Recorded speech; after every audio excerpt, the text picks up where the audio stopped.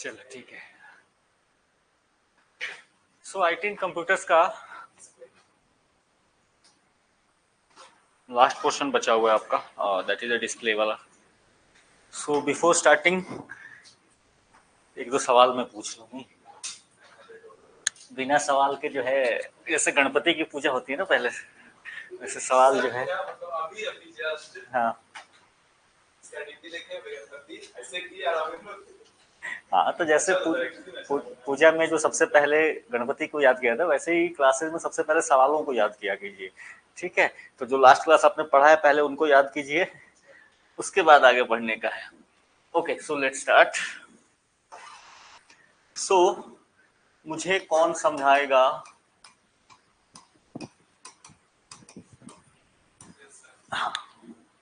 Network slicing?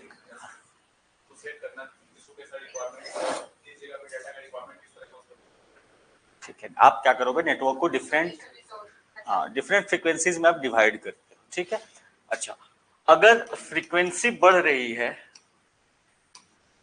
ठीक है, then throughput क्या होगा? थ्रूपुट घटेगा या बढ़ेगा?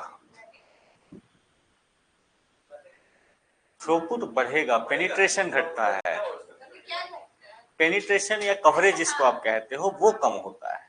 ज्यादा स्पीड कम जगह पे आएगा। हाँ, कम स्पीड रहेगा तो ज्यादा सीधा सा रिलेट करने का है। ठीक है, फ्रीक्वेंसी जो है आपका हाई है तो डेटा ट्रांसफर ज्यादा होगा, लेकिन डेटा ट्रांसफर ज्यादा होगा, फास्टर होगा, बट कम जगहों पे हो पाएगा। बिल्कुल बिल्कुल बिल्कुल, ठीक है। अच्छा, इसके अलावा कल हमने एक टर्म पढ़ा था, वेगा सीरीज। याद है किसी को ये क्या था? अब ऐसा ही क्वेश्चन बना recently seen in the news. ठीक है, this was the micro processor made by the CDAC. ठीक है, तो जो आपको RISC प्रोग्राम बताया था, माइक्रो प्रोसेसर डेवलपमेंट प्रोग्राम, उसके अंदर में ये जो आपका सीरीज है ये बना हुआ है, ये इंडिया ने खुद से बनाया। ठीक है, आईटी, ये सीडेक बना था, IIT मद्रास का था आपका एक और। ठीक है, चलो, सो आज जो है मैं आपकी डिस्प्ले समस्याएं, डिस्प्ले से रिलेटेड समस्याएं दूर कर देता हूँ। ठीक है, तो डिस्प्ले में लेके बहुत कंफ्यूजन होता है कि भाई डिस्प्ले किस किस टाइप के है, क्या है। हैं जी? हाँ, वो चलो सबसे पहले आ जाओ डिस्प्ले टेक्नोलॉजीज पे। तो देखो, आज में जो आज के डेट में यूज हो रही है, I will talk only about those. ठीक है, क्योंकि इसके पहले आवाज कट रही है क्या? थोड़ा थोड़ा स्टैटिक, ठीक है ना? ठीक। सो इससे आज से पहले जो आपको हुआ करती थी डिस्प्ले, जनरली टेलीविजन हुआ करते थे और उसमें CRT ट्यूब्स हुआ करते थे। ठीक है, ये कैथोड रे ट्यूब्स, ये आपके टेलीविजन के रूप में यूज हुआ करते थे। CRT स्क्रीन हुआ करती थी, वो जो बड़ा वाला टीवी होता था ना पीछे से, तो वो कैथोड रे ट्यूब होता है। बट आज के डेट में ये नॉन एग्जिस्टेंस हो चुका है ऑलमोस्ट। अब कहीं कहीं पे रिसर्च वगैरह के लिए यूज हो रहा है तो ठीक है, अदरवाइज नहीं हो रहा। आवाज मुझे क्यों लग रहा है कि आ जा रहा है, कट रही है ना?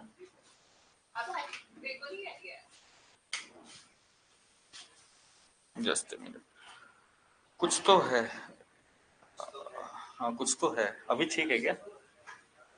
कुछ तो है दया, कुछ तो गड़बड़ है, वो तो होता है ना।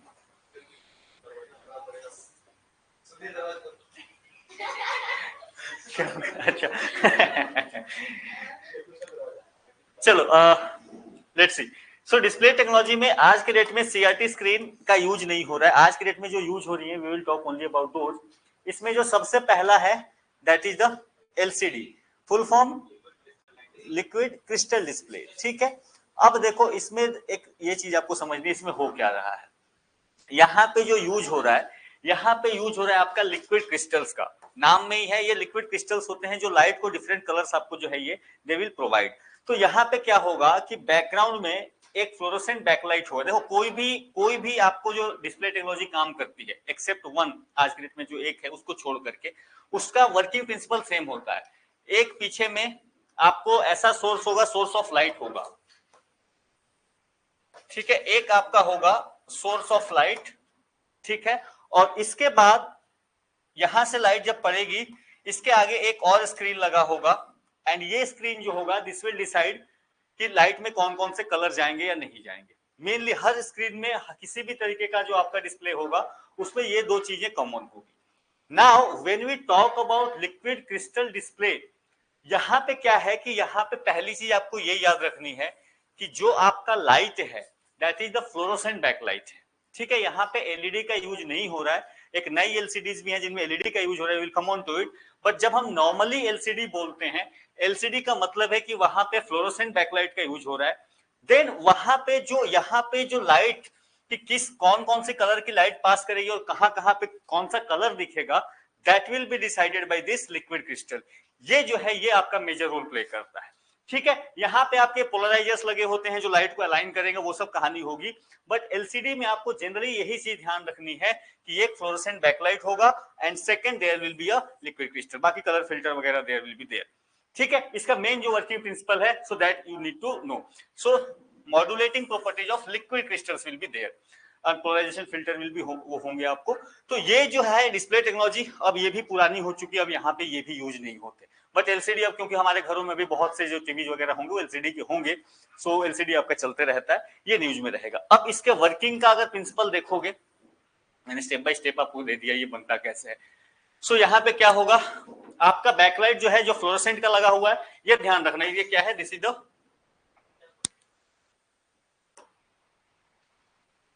The fluorescent. ठीक है, ये फ्लोरोसेंट लैंप है और ये फ्लोरोसेंट लैंप आपको क्या करेगा, व्हाइट लाइट, केवल और केवल व्हाइट लाइट प्रोड्यूस कर रहा है। देन यहां से ये क्या होगा, यहाँ पे पोलराइजिंग फिल्टर्स लगे होंगे, ये लाइट वहां जाएगा। पोलराइजिंग फिल्टर्स का मतलब यही होता है सिंपली कि लाइट, सपोज करो लाइट ऐसे ऐसे एंगल में जा रही है, बहुत सारे उसके वेवलेंथ से। अब क्या होगा, जैसे ही मैं यहाँ पे पोलराइजिंग फिल्टर्स लगाऊंगा तो हो सकता है मैं कुछ इस तरीके का फिल्टर लगा दूं बस, तब क्या होगा, लाइट जब जा रहा है तो इन दो वेवलेंथ को क्या कर देगा, ब्लॉक कर देगा, केवल और केवल इसको होके पास होने देगा। अब यहां से जो लाइट पास होगी वो क्या होगी, सिंपली इस तरीके की। तो इस तरीके के क्या होते हैं, आपको पोलराइजिंग फिल्टर्स का यूज किया जाता है। देन यहां से पोलराइजिंग फिल्टर से जब लाइट को आपने पोलराइज कर लिया, एक डायरेक्शन में अलाइन कर लिया, देन आप क्या करोगे, it passes through the liquid crystal layer. अब ये लिक्विड क्रिस्टल लेयर का काम है कि किस पार्ट में कौन सा कलर दिखेगा, यहां से ये डिसाइड करता है, ये लिक्विड क्रिस्टल। अब ये कैसे करता है, दैट्स नॉट आवर कंसर्न। ठीक है, वो इंजीनियर का काम है कि ये कैसे करेगा, बट सिंपली ये लिक्विड क्रिस्टल लेयर के थ्रू जब लाइट पास होगा, देन इट विल डिसाइड कि किस जगह पे कौन सा कलर दिखेगा, that will be done by this liquid crystal. और इसको इलेक्ट्रॉनिकली कंट्रोल किया जाता है। ठीक है, किस अमाउंट, कहां पे कितना लाइट अलाउ किया जाएगा, कौन सा वेवलेंथ जाएगा वहां से, वो सब कुछ आप इलेक्ट्रिकली उसको क्या करोगे, दैट इज कंट्रोल। देन यहां से क्या होगा, अगेन यहां से फिर से आपको एक और पोलराइजेशन आप लगाते हो और फिल्टर्स वगैरह लगाओगे। तो ये चीज आपको सिंपली यहां से ये याद रखनी है, पहला आपका यहाँ पे फ्लोरोसेंट लैंप आया, देन पोलराइजर आया, लाइट को पोलराइज किया, और तीसरा लिक्विड क्रिस्टल जो लेयर है दैट विल डिसाइड कि कहां पे कौन सा कलर दिखेगा। फिर अगर आपको पोलराइजर लगाना है तो आप लगा सकते हो। ठीक है, so this is the basic idea जिससे आपका क्या होता है, आपका जो एलसीडी स्क्रीन है वो काम करता है। अब ये टेक्नोलॉजी आज की डेट में ये भी ऑब्सोलीट हो चुकी है, ऑलमोस्ट ऑब्सोलीट हो चुकी है, बट कहीं कहीं यूज होती है क्योंकि सस्ती है प्रोड्यूस करने में। ठीक है, तो हाँ, प्रोड्यूस करने में क्योंकि सस्ती है तो इसके वजह से ये आजकल यूज होता है, बट जनरली अब के जो एडवांस गैजेट्स आ रहे हैं वहां पे इनका यूज अब भी खत्म हो चुका है। ठीक है, यहाँ पे ये याद रखना फ्लोरोसेंट लैंप्स का यूज हो रहा है, क्योंकि अभी मैं एक और टाइप की एलसीडी दिखाऊंगा जहां पे फ्लोरोसेंट लैंप यूज नहीं हो रहे। ठीक है, और जो प्रोडक्शन हो रहा है वो केवल और केवल क्या हो रहा है, वह व्हाइट लाइट का हो रहा है। अब क्योंकि व्हाइट लाइट, एक चीज समझो कि पीछे का स्क्रीन आपका पूरा व्हाइट है, तो यहां पे आप कभी भी 100% ब्लैक अचीव नहीं कर पाओगे, पॉसिबल नहीं होगा। हल्का हल्का आपको दिखेगा उसमें कलर, हल्का जो है उसको कहते हैं ब्लैक ब्लीडिंग। ठीक है, वो आपका जो है ब्लीडिंग ब्लैक उसको कहते हैं। वो व्हाइट ब्लैक जो कंप्लीट ब्लैक हो ही नहीं पाएगा वो किसी भी कंडीशन में, वो थोड़ा थोड़ा लगेगा कि उसमें कुछ ना कुछ कलर है, ग्रे शेड आएगा, 100% ब्लैक नहीं हो सकता। एलसीडी की ये एक जो है आपकी कमी भी है। दूसरी इसकी कमी होती है कि आप हर एंगल से इसको नहीं देख सकते। ठीक है, ये जो लिक्विड क्रिस्टल लेयर होता है इसके वजह से आप इसको हर एंगल से यू कैन फाइंड इट। ठीक है, you can see it clearly. So ये बेसिक आपका वर्किंग है ऑफ द एलसीडी स्क्रीन। ठीक है, अब जो है कैरेक्टर्स की बात करोगे, क्या फायदे हैं इसके और क्या नुकसान है, क्यों यूज हो रहा है। सो पहली चीज है एनर्जी एफिशिएंट है, इसमें जो है आपका बिजली की खपत अच्छी, मतलब आपके पास कम खपत है। इनएक्सपेंसिव टू प्रोड्यूस है, क्योंकि पुरानी टेक्नोलॉजी हो चुकी है तो लोगों ने महारत इस पे हासिल कर ली है कि कैसे इसको प्रोड्यूस करने का है। ठीक है, तीसरी जो इसकी आपकी ये कह सकते हो ये लिमिटेशन है, that is the limited weaving angles. तो सिंपल आप याद रखना कि भाई आप देखते हो ना कि साइड से नहीं दिखता है, तो जहां भी वैसी स्क्रीन दिखे जहां पे थोड़ा सा आप कर्व हुए और आपको स्क्रीन दिखना बंद हो गया, that is the LCD screen completely. ठीक है, और चौथा इसका एक इश्यू है, that is the lower contrast ratio. Contrast ratio का मतलब होता है कि आप कलर्स को कितना परफेक्टली दिखा सकते हैं आपका स्क्रीन। जैसे व्हाइट है तो व्हाइट के भी शेड्स हो सकते हैं, ब्लैक है तो ब्लैक के भी शेड्स हो सकते हैं, उनको कितना क्लियरली आपका स्क्रीन आइडेंटिफाई कर सकता है, इसका एक टेक्निकल आपका आइडिया होता है। बट कॉन्ट्रास्ट रेशियो का सिंपल सा मतलब है कि कलर्स के बीच के कॉन्ट्रास्ट को आप कितना क्लियरली ऑब्जर्व कर सकते हो, आपका स्क्रीन उसको कितना क्लियरली दिखा सकता है। ठीक है, तो इसका जो है रेशियो, कॉन्ट्रास्ट रेशियो क्या है, वो बहुत कम है। इसका मतलब कि इसकी क्वालिटी जो इमेजेस की होगी वो उतनी शार्प नहीं होगी। ठीक है, तो जहां पे भी आपकी बात हो रही है कॉन्ट्रास्ट रेशियो किसी का कम है, तो कॉन्ट्रास्ट रेशियो कम होगा तो वहां पे इमेजेस जो है वो काफी शार्प नहीं बनेंगे। ठीक है, वो थोड़ा सा आपको इमेजेस जो है ना, अगर बहुत एचडी क्वालिटी का भी इमेज लाओगे तो भी उसमें उतनी क्लैरिटी नहीं दिखेगी। तो ये आपको समस्या है with the LCD screen, but क्योंकि चीपर टू प्रोड्यूस है इसलिए इनका यूज आज भी चल रहा है। Basic idea. ठीक है, लिक्विड क्रिस्टल्स का यहाँ पे जो बेसिक यूज है वो यहाँ पे हो रहा है। ठीक है, यहां तक क्लियर है। चलो, इसके बाद दूसरा, नाउ कम्स द एलईडी। ठीक है, अब आज के डेट में जो टेक्नोलॉजी यूज हो रही है डिस्प्ले में maximum, that is the LED. अब एलईडी के बहुत सारे फॉर्म्स हैं, बट जनरली यहाँ पे क्या हो रहा है एलईडी। अब क्या था वहां पे, याद करो अभी हमने बात करी कि जो वहां पे बैकलाइट था आपका, जो पीछे में लाइट था वो फ्लोरोसेंट लैंप था, वो व्हाइट लाइट प्रोड्यूस कर रहा था। अब यहाँ पे क्या हो गया कि बैकलाइट जो होगा आपका, वो बैकलाइट आपको मिलेगा थ्रू द एलईडीज। तो बैकलाइट आपने जैसे ही हटाया, आपने एलईडी कर दिया। किसी भी स्क्रीन के अगर बैकलाइट में एलईडी लगा हुआ है देन उसके नाम में एलईडी तो लगेगा ही लगेगा। अब बाकी उसमें उन्होंने कैसे अरेंजमेंट किया है उसके बेसिस पे उस स्क्रीन का नाम जो है वो चेंज होता रहेगा। सो यहाँ पे क्या basic principle is what, that LED displays use arrays of light emitting diode. आप देखोगे एलईडी लगे होते हैं तो ऐसे लगे होते हैं लाइन से, कॉलम्स में, रोज में यू विल फाइंड कि एलईडीज लगे होते हैं। तो ये आपका जो यहाँ पे जो बेसिक इसका बैक स्क्रीन है वो कुछ इस तरीके का रहेगा। अब यहाँ पे अगर आप बात करोगे एलईडी की, इसमें भी दो तरीके की टेक्नोलॉजी मेनली यूज हो रही है। एक जो है that is the LED backlight LCD. देखो ये नाम समझो पहले, एलईडी बैकलाइट एलसीडी। इसका मतलब क्या है कि अभी की जो आपने टेक्नोलॉजी पढ़ी थी वहां पे क्या था कि फ्लोरोसेंट लैंप था और उसके आगे आपका लिक्विड क्रिस्टल लगा हुआ था। अब अगर इस फ्लोरोसेंट जो आपका पुराना वाला एलसीडी हमने बात करी, उस पुराने वाले एलसीडी से आपने फ्लोरोसेंट लैंप को निकाल दिया और उसके जगह पे आपने लगा दिया क्या, आपने लगा दिया एलईडी। ठीक है, अब वहां पे जो स्क्रीन व्हाइट लाइट देने का काम कर रहा है वो फ्लोरोसेंट लैंप नहीं दे रहा है, that is being now given by the LED screen. तो इसको कहते हैं एलईडी बैकलिट एलसीडी। अब इसमें देखो, इसमें बहुत ज्यादा इंप्रूवमेंट नहीं होगा आपका, ऑब्वियसली थोड़ी सी एनर्जी एफिशिएंसी और बेहतर होगी, बट अभी भी आपका व्यूइंग एंगल वगैरह वाला जो समस्या है वो यहाँ पे अभी भी बना रहेगा। जो कॉन्ट्रास्ट वाला समस्या है वो अभी भी बना रहेगा। ऑब्वियसली उसका एनर्जी कंजम्पशन और नीचे चला जाएगा और कम एनर्जी कंज्यूम करेगा, क्योंकि अब आपका एलईडी बैकलाइट आ रहा है। बट अभी भी जो है आपका क्या होगा, वहां पे कॉन्ट्रास्ट रेशियो का इशू अभी भी बना रहेगा। जनरली जो आप कहते हो एलईडी टीवी, वो एलईडी टीवी यही होते हैं, एलईडी बैकलाइट एलसीडी होता है। ठीक है, वो एलईडी कह देते हैं but this is actually the LCD, उन्होंने उसके स्क्रीन में चेंजेस कर दिए, उसके बैकलाइट में चेंजेस कर दिए। बात समझ में आ रही है? तो ये आपका बेसिक आइडिया है। इसके अलावा दूसरा जो है that is the direct LED displace, यानी कि ऐसे एलईडी जहां पे अब आपको इस फिल्टर की जरूरत ही नहीं है। ये जो लिक्विड क्रिस्टल लग रहा था इसकी जरूरत ही नहीं है। आप क्या करो, आप इन एलईडीज को ही ऐसा कर लो कि आप जो लाइट प्रोड्यूस करना चाहो वो प्रोड्यूस करो, आपको इमेज ही तो बनाना है। ठीक है, तो आप क्या करोगे, इन एलईडी से ही आपको यहाँ पे रेड चाहिए, इस एलईडी को ही बोलो रेड प्रोड्यूस कर लो, इसको बोलो ग्रीन कर लो, इसको बोलो ब्लू कर लो, इट विल प्रोड्यूस इटसेल्फ। तो ये जो होते हैं इनको कहा जाता है डायरेक्ट एलईडी डिस्प्ले। बात समझ में आ रही है? तो यहाँ पे क्या हो रहा है, एलईडी बैकलाइट एलसीडी में क्या हो रहा है कि now here LED is producing the white light. आपका एलईडी व्हाइट लाइट प्रोड्यूस कर रहा है, लिक्विड क्रिस्टल्स का आप यूज करके आप उसमें जो कलर लाना चाहते हो दैट यू आर यूजिंग।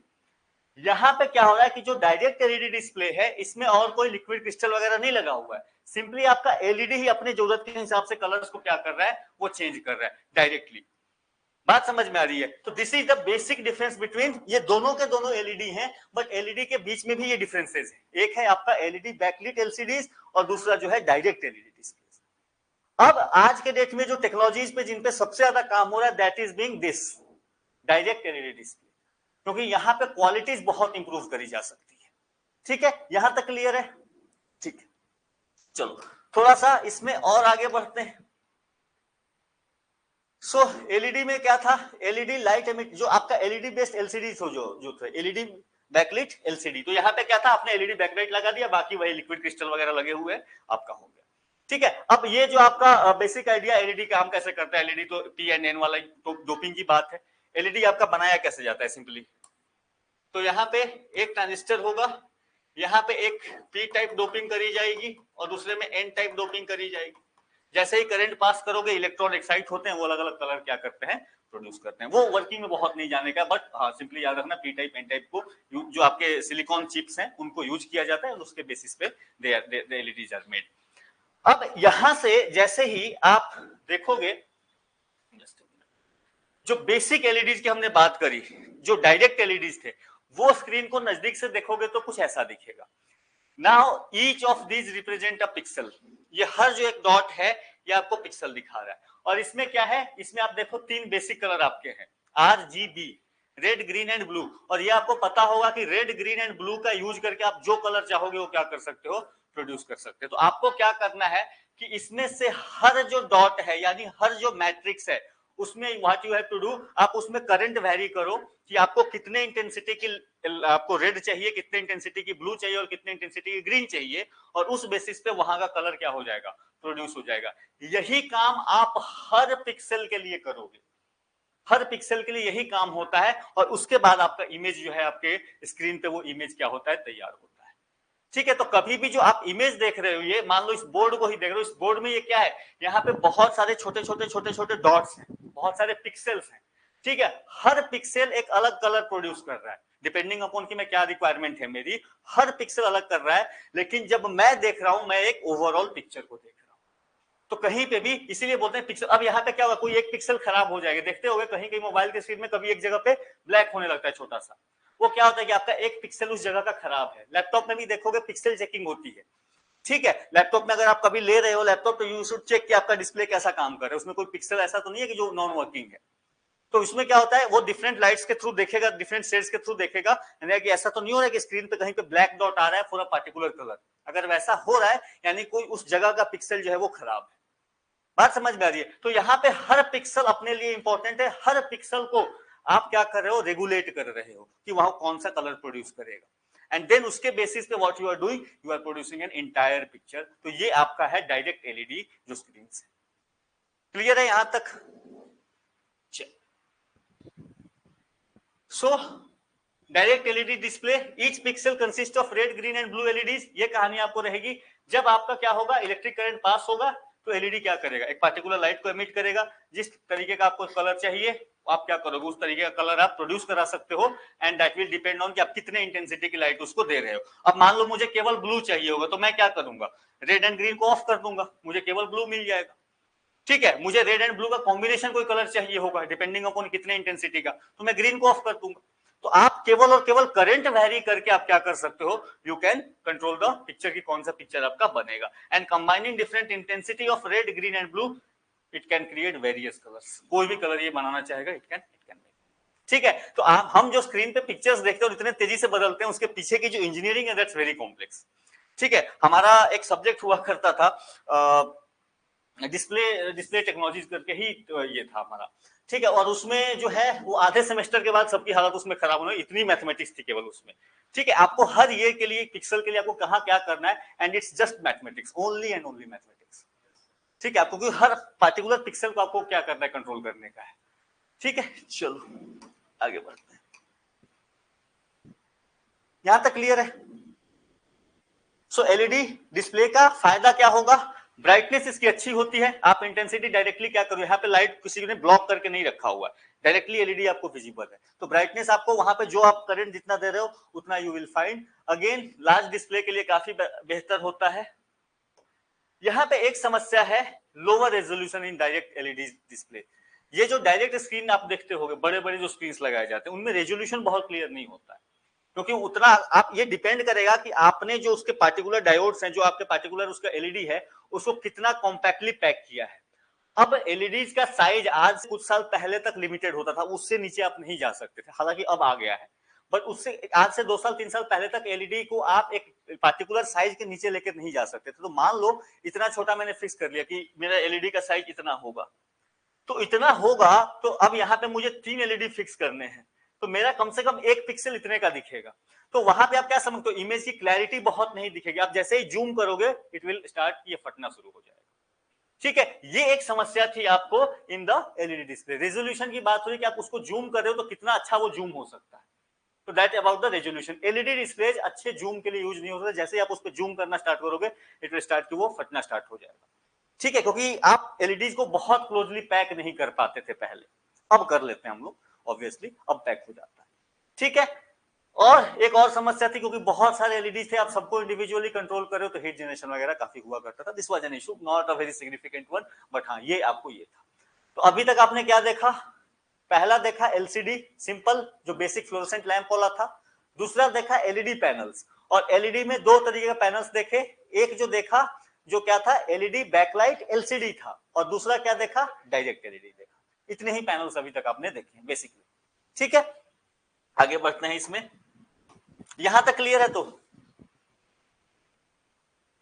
अब आ गया जमाना माइक्रो एलईडी का, हम थोड़ा और आगे बढ़े।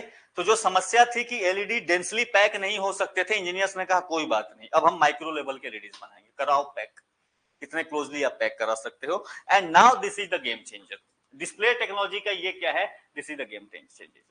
सब कुछ वही हो रहा है जो प्रिंसिपल आपको मैंने बताया डायरेक्ट एलईडी में, बट यहाँ पे जो आपका एलईडीज हैं उनका साइज माइक्रो लेवल्स में है, बहुत छोटा है, नॉर्मल विजिबल आई से आप उसको डिफ्रेंशिएट नहीं कर सकते। ठीक है, कि वो अलग अलग सोर्सेज से लाइट आ रही है, ये आप इनको देख करके यू कैन फाइंड।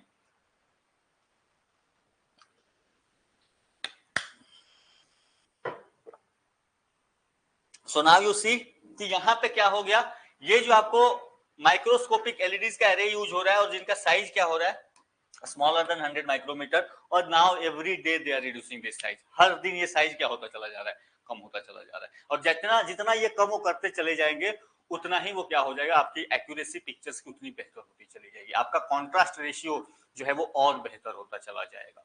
ठीक है, आपका जो रेजोल्यूशन है वो और इंप्रूव होता चला जाएगा। ठीक है, और ये इस फील्ड में लेकर के सारी की सारी कंपनीज काम कर रही हैं, ऐसी कोई कंपनी नहीं है जो इस फील्ड में काम नहीं कर रही है। आपको एप्पल हो जाए, सैमसंग हो जाए, सोनी हो जाए, everyone is working in this field, हर कोई।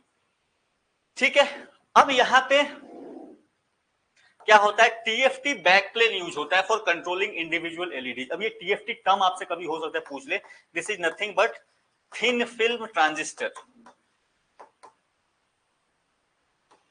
Thin film transistor. तो क्या होगा, आपका एक एलईडी पैनल है, इसमें आपने बहुत सारे एलईडीज क्या किए हुए हैं, फिक्स किए हुए हैं।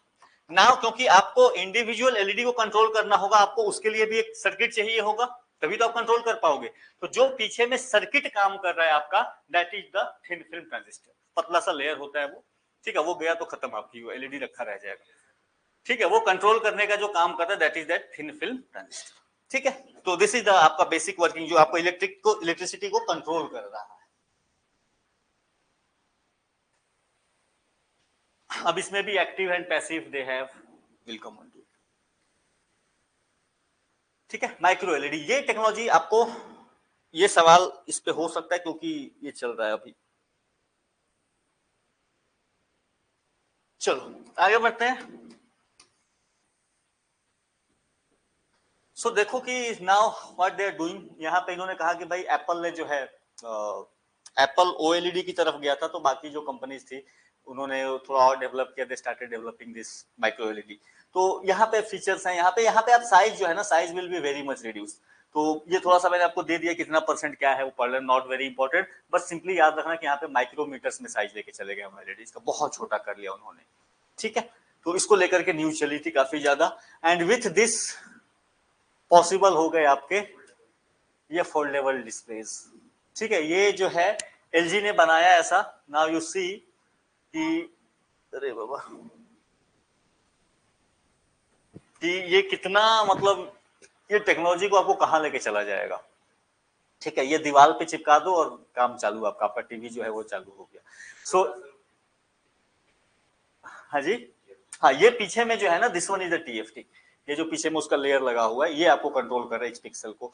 तो ये आपका फायदा जो है, ये माइक्रो एलईडी ने ये आपको कर दिया कि स्क्रीन इतने पतले हो सकते हैं, यू कैंट इवन इमेजिन, और फोल्डेबल लेवल पे जा सकते हैं, ठीक है। नई सिंथेटिक मटेरियल्स भी इस तरीके की बन रही हैं, तो it can be done. So again यहाँ पे भी काम वही है, सेम है, बस यहाँ पे साइज क्या हो गया है, साइज छोटा हो गया है। So each pixel made up of then tiny red, green and blue LEDs, these LEDs are individually controlled by the TFT backplate। यहाँ पे इनको कंट्रोल करने का जो काम है that is done by this thin film transistor। अब यहाँ पे जैसे ही करंट अप्लाई करोगे, हर एलईडी अपने हिसाब से लाइट एमिट करेगी, सिमिलर टू ओएलईडी आते हैं। इस ओएलईडी पे क्या है, दोनों का वर्किंग प्रिंसिपल सेम है। और यहाँ पे क्या होता है, क्योंकि इसका साइज बहुत छोटा है, इसके वजह से डेंसिटी एंड रेजोल्यूशन बेहतर हो जाएगा। ऑब्वियसली ना, कम एरिया में आप ज्यादा पिक्सल्स को पैक कर पाओगे, ज्यादा से ज्यादा एलईडीज को पैक कर पाओगे, तो आप रेशियो काफी अच्छा निकाल के दिखा पाओगे। आप जूम भी करोगे तो क्लैरिटी बनी रहेगी, क्योंकि हर पिक्सल क्या है, पास पास में है, फटेगा नहीं आपका इमेज। तो ये जो है माइक्रो एलईडी, आज डेट में जो मेजर जो कॉस्टली मोबाइल्स आ रही हैं उसमें you will find this micro LED वाले, ठीक है। चलो इसके बाद, so micro LED higher brightness, obviously ये जो आपको एलईडीज है ये ब्राइटनेस और पीक इंटेंसिटी में कहीं से भी वो बड़े वाले एलईडी से कम नहीं है, they are at par at them. साथ ही साथ यहाँ पे एनर्जी एफिशिएंसी जो है ये काफी बेहतर है OLED, OLED organic LED, I am coming on it, ठीक है। लाइफ स्पैन इनका काफी बेहतर है, एंड यहाँ पे कॉन्ट्रास्ट रेशियो काफी है। कॉन्ट्रास्ट मैंने क्या बताया था कि लाइट जो है डिफरेंट कलर्स को कितना एक्यूरेटली डिस्प्ले कर सकती है, ठीक है। टेक्निकल भाषा में इसको कहते हैं the ratio between the whitest white and the blackest black. बात समझ में आती है, जितना ये रेशियो ज्यादा होगा, कॉन्ट्रास्ट रेशियो उतना ज्यादा होगा, और आपकी जो आपका जो व्यूइंग एक्सपीरियंस होगा वो उतना बेहतर हो जाएगा, ठीक है। तो contrast ratio that is the basic idea. But अभी में इसके साथ जो इश्यू है, महंगा है, ठीक है। तो महंगा तो ऑब्वियसली जो नई टेक्नोलॉजी होगी वो महंगी होगी, टाइम के साथ वो क्या होते चली जाती है, ये सस्ती होगी। तो ये आपके इसके एडवांटेजेस आप इसको कहो या disadvantages, but these are the characteristic that you can talk about micro LED के बारे में, ठीक है। कॉन्ट्रास्ट रेशियो और बाकी चीजें ये बाकी डिस्प्लेस के मुकाबले में ये सबसे बेहतर अभी के डेट में काम कर रहा है, और सैमसंग जो है इसको लेकर के इट्स वर्किंग। हाँ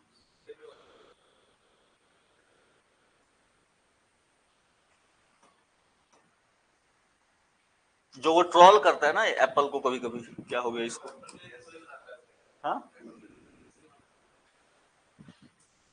अरे यार डिस्प्ले पढ़ाते पढ़ाते इसका डिस्प्ले ही चला गया। बोला मेरे बारे में भी पढ़ाओ थोड़ा सा।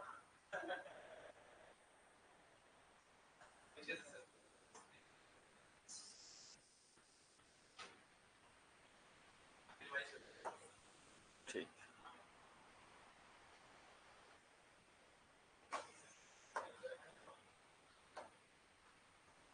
क्या हो गया भाई,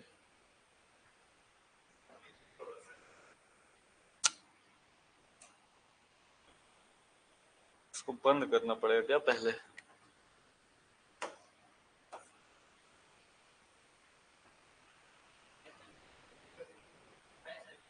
हम्म, ये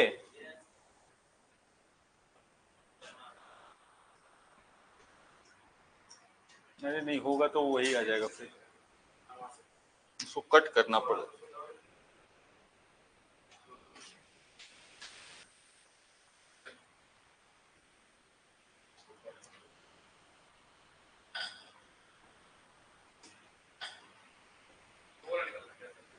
अरे नहीं बाबा, चलना बंद हो गया था ये आपका,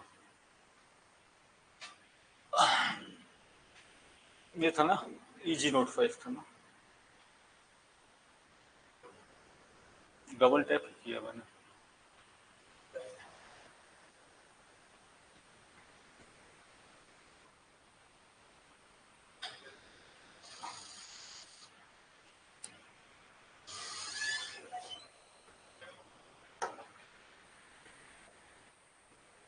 ठीक है।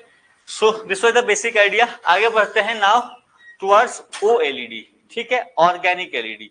अब यहाँ पे सिंपली आपको क्या यूज रखना है, नाम में ही ओएलईडी लगा हुआ, ऑर्गेनिक लगा हुआ है, तो यहाँ पे what they are using the organic compounds that emit light.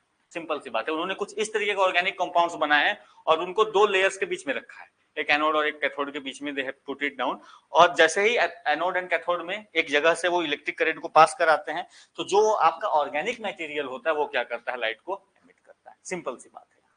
So this is known as what, this is known as the organic LED. तो दो लेयर होंगे और यहाँ पे बीच में एक क्या, what they will do, they will put a organic layer, ठीक है, ऑर्गेनिक मटेरियल से बनाया हुआ ये लेयर दे हैव, और इनको कहा गया ओएलईडी। और ये अगेन ये काफी एडवांस फीचर्स जो हैं इसमें भी यू विल फाइंड, और ये अभी अभी काफी ज्यादा यूज हो रहे हैं ये ओएलईडी। अभी के जो अच्छे स्मार्टफोन्स आ रहे हैं you will find the OLED वाले स्क्रीन यू विल फाइंड।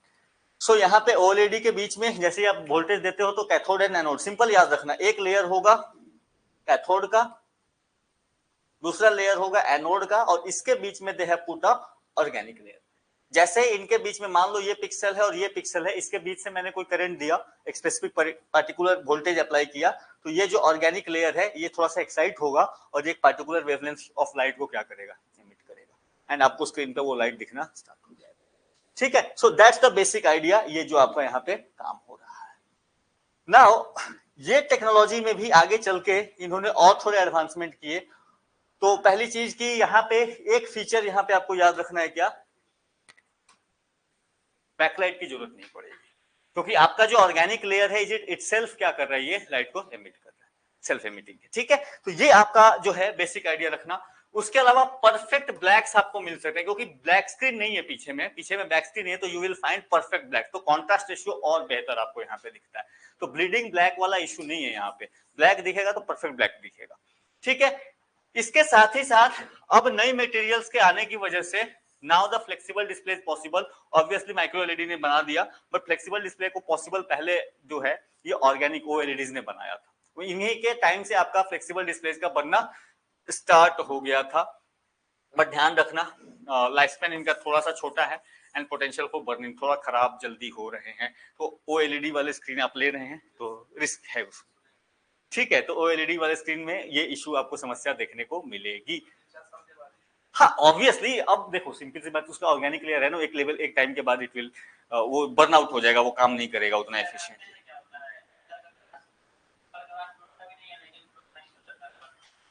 वो इशू है ना इनका, इसका जो ये ऑर्गेनिक जो लेयर इन्होंने बनाया था ये अब उतना एक्साइट नहीं होता पहले जितना, ये उसका इशू हो जाता है।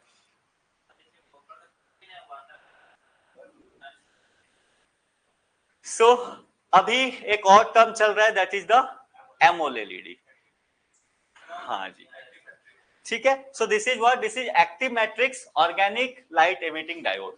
तो यहाँ पे सिंपल है एक्टिव मैट्रिक्स। अब इसमें मतलब समझ लो इसका क्या है। अभी मैंने आपको बताया था about TFT, thin film transistor के बारे में। अब क्या होता है, देखो ये जो थिन फिल्म ट्रांजिस्टर है इसमें अब यहाँ पे इस तरीके से एलईडीज अरेंज हैं इस पे, ये ऑर्गेनिक लेयर है तो उस पे किस जगह पे पार्टिकुलर पिक्सल को उन्होंने क्या कर रखा है, अरेंज कर रखा है। अब मुझे क्या होता है, नॉर्मली दो तरीके की टीएफटी होती है, एक होता है पैसिव टीएफटी और दूसरा होता है that is the active TFT. Passive TFT में क्या है कि मान लो मुझे ये पार्टिकुलर पिक्सल को लाइटन करना है, इसको जलाना है, एक पार्टिकुलर कलर देना है, तो मैं क्या करूंगा, मेरा जो एल्गोरिदम होगा या जो मेरा जो टीएफटी होगा ये इस पार्टिकुलर पिक्सल को नहीं कंट्रोल कर रहा है, रादर देन मेरा जो एल्गोरिदम है ये कंट्रोल कर रहा है कि किस रो के और किस कॉलम के इंटरसेक्शन को मुझे काउंटर करना है। तो मैं क्या करूंगा, मैं बोल दूंगा कि अच्छा ऊपर से थर्ड रो, ठीक है, एंड लेट सपोज कि सेवेंथ कॉलम को मुझे क्या करना है, करंट पास कराना है। तो जैसे ही third row and seventh column में लाइट जाएगी तो एक पार्टिकुलर इंटरसेक्शन इनका बनेगा और ये वाला पिक्सल आपका क्या हो जाएगा, it will start brightening up. इस तरीके का जहां पे अरेंजमेंट होता है उसको कहते हैं पैसिव टीएफटी। लेकिन अब इस पे डिस्प्ले, इस पे थोड़ा सा काम करना, ये थोड़ा क्या होता है, स्लो होता है, इसका रिफ्रेश रेट इतना तेज नहीं होता है, क्योंकि ऑब्वियसली ना आप जो आइडिया दे रहे हो आप रो एंड कॉलम वो पहले कैलकुलेट करेगा, देन इट विल स्टार्ट ये करना।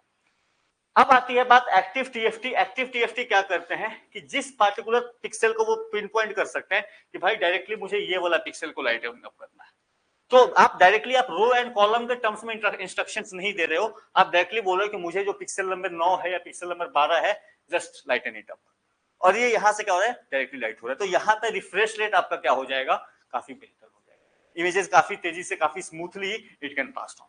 तो इसी वजह से एमओएलईडी जो आपको स्क्रीन हैं ये काफी एडवांस है और इनका रिफ्रेश रेट काफी बेहतर हो सकता है। ठीक है, सो यहाँ पे ध्यान रखना टीएफटी बैकप्लेन होगा बट एक्टिव मैट्रिक्स के साथ होगा। एक्टिव मैट्रिक्स का मतलब वही है कि आप पैसिवली आप कंट्रोल नहीं कर रहे हो थ्रू रो एंड कॉलम्स, आप डायरेक्टली पिन पॉइंट कर सकते हो कि मुझे मैट्रिक्स के इस पर्टिकुलर एलिमेंट को लाइटन अप करने का है। ठीक है, दैट्स द बेसिक आइडिया। सो इसी वजह से इनका रिफ्रेश रेट क्या हो जाएगा, हार्डर हो जाएगा, पावर कंजप्शन भी लो जाएगा, क्योंकि पहले आप क्या कर रहे थे, पूरा को बोल रहे थे कि भाई इस रो को और इस कॉलम को लाइटन अप करो, but now we are not sowing so, you are saying just कि इस पिक्सल को करो। आपका पावर कंजप्शन भी यहाँ पे क्या होगा, कंट्रोल तरीके से चलेगा, कलर एक्यूरेसी बेहतर होगी, कॉन्ट्रास्ट रेशियो बेहतर होगा, यानी सारे मामलों में एमोलेड जो स्क्रीन है ये क्या है, सुपीरियर है।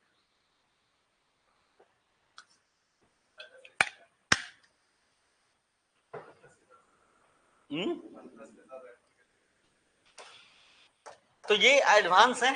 इससे भी आगे गया तो एएमओ एलईडी, वही ऑर्गेनिक सबस्ट्रेट होंगे, टीएफटी होगा, ये सारी चीजें होगी। इसमें एक और टर्म आगे गया और फिर आ गया सुपर एमोलेड। ठीक है, हाँ जी,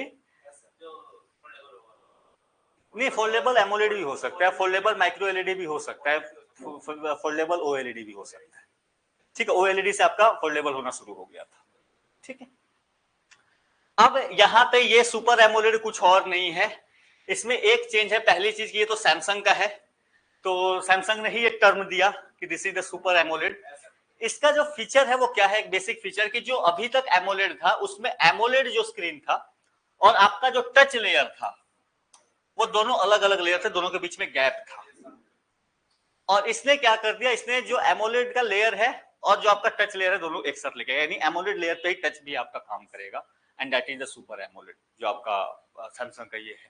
सो सिंपली याद रखना, it integrates the touch sensors directly into the display. बाकी सारे फीचर्स वही एमोलेड वाले ही है। ब्राइटनेस अच्छा है, कॉन्ट्रास्ट रेशियो अच्छा है, रिफ्रेश रेट अच्छा है। ठीक है, आपका व्यूइंग एक्सपीरियंस जो है वो आपका बेहतर आएगा, पावर कंजम्पशन बेटर है।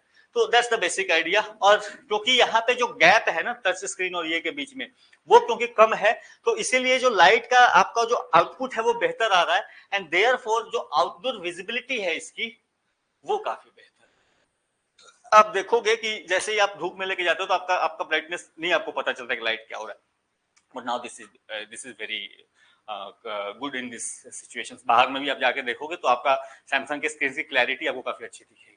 सो ये आपको स्क्रीन डिफरेंट टाइप्स ऑफ इस एरिया से क्वेश्चंस नहीं पूछे गए हैं, बहुत डिटेल में नहीं पूछेगा, आपको पूछेगा तो बस हो सकता है एलईडी एलसीडी के बीच का डिफरेंस पूछ ले, ओएलईडी के बारे में पूछ ले, तो बेसिक आइडियाज पूछेगा आपने। ठीक है, कि ओएलईडी है क्या, मतलब इसमें क्या है, क्या डिफरेंस है आपको बेसिकली ओएलईडी या माइक्रो एलईडी में। ठीक है, इससे ज्यादा वो नहीं लेके जाएगा। क्लियर, तो मैंने आपको ये एरिया करा दिया। चांसेस हैं इस पे क्वेश्चन आने के, क्योंकि ये टेक्नोलॉजी काफी बदल रही है, ये काफी फास्ट हो रही है, एंड नाउ लेट्स सी कि कहां अपन जाते हैं। सो एमोलेडी तो कुछ इस तरीके का दे हैव एयर गैप को रिड्यूस करना और बाकी काम जो है इन्होंने, तो एमोलेड एंड सुपर एमोलेड की बात आती है यहाँ पे इनकी। ठीक है, सो ये चार्ट और कुछ नहीं, तो ये याद रख लेना। ठीक है, किसकी एनर्जी एफिशिएंसी बेहतर है, किसका कॉन्ट्रास्ट रेशियो बेहतर है, किसका ब्राइटनेस बेहतर है, किसका production cost, colour accuracy, spots. और ये एक चार्ट बस अपने दिमाग में इसको रख लोगे, बाकी चीजें आपका हो जाएगा। ठीक है, सो ऑब्वियसली माइक्रो एलईडी की एनर्जी एफिशिएंसी सबसे बेहतर होगी, छोटे हैं, छोटे कॉन्ट्रास्ट लेवल पे हैं। कॉन्ट्रास्ट रेशियो अगेन आपका ऑलमोस्ट ओएलईडी एमएलईडी के बीच का ऑलमोस्ट सिमिलर, यानी व्यूइंग एक्सपीरियंस जो होगा कलर्स के बीच के डिफरेंसेस को आप क्लियर देख पाओगे। ऑब्वियसली एलसीडी इन सब में पीछे रहेगा। ठीक है, ब्राइटनेस अगेन माइक्रो एलईडी की बेहतर है, आप इंडिविजुअल्स को कंट्रोल कर रहे हो। अगेन लाइफ स्पैन में जो है आपका सबसे कम लाइफ स्पैन जो है वो ओएलईडी की, ऑर्गेनिक एलईडी की। ठीक है, सबसे कम लाइफ स्पैन है, तो मोबाइल ले रहे हो तो सोच समझ के ले। हाँ हाँ, वही सबसे, देखो एक बता देता हूँ सुनो, इलेक्ट्रॉनिक्स इंडस्ट्री का एक सीक्रेट बताता हूँ मैं तुम्हें। इलेक्ट्रॉनिक्स में जब किसी डिवाइस का लाइफ बताया जाता है, लेट सपोज इसका लाइफ बताया गया इस सिस्टम का कि 5 साल है, हाँ नहीं नहीं ठीक है, वो बोल दिया इन्होंने कि इसका 5 साल है, ठीक है। अगर ये 3 साल तक खराब नहीं हुआ तो अभी भी इसका लाइफ 5 साल है, यानी नेक्स्ट 5 ईयर के लिए। तो जितना दिन वो चल रहा है तो 5 ईयर, यानी यहाँ पे एक्यूरेसी नाम की कोई चीज नहीं होती जब तक चला। सिंपल इलेक्ट्रॉनिक्स में यही लॉ होता है, ठीक है। कलर एक्यूरेसी, रिस्पॉन्स टाइम वगैरह जो है सिंपल। तो ये कहानी थी आपकी अबाउट दिस डिस्प्ले टेक्नोलॉजी, ठीक है। यहां तक क्लियर है? चलो जो क्वेश्चन का डिस्कशन है ना वो मैं अगले क्लास में कराऊंगा, क्योंकि मेरी ही क्लास है नेक्स्ट आपकी, जो 10 बजे वाली क्लास। हाँ जी,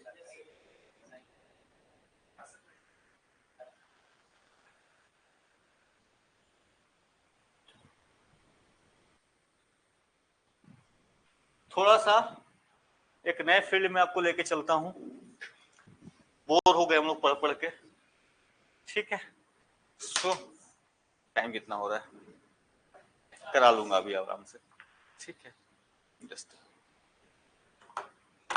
सो लेट्स सी, कुछ इसमें नई डेवलपमेंट है। डेवलपमेंट पार्टिकल फिजिक्स बहुत ये नहीं है, इसको स्टार्ट करेंगे।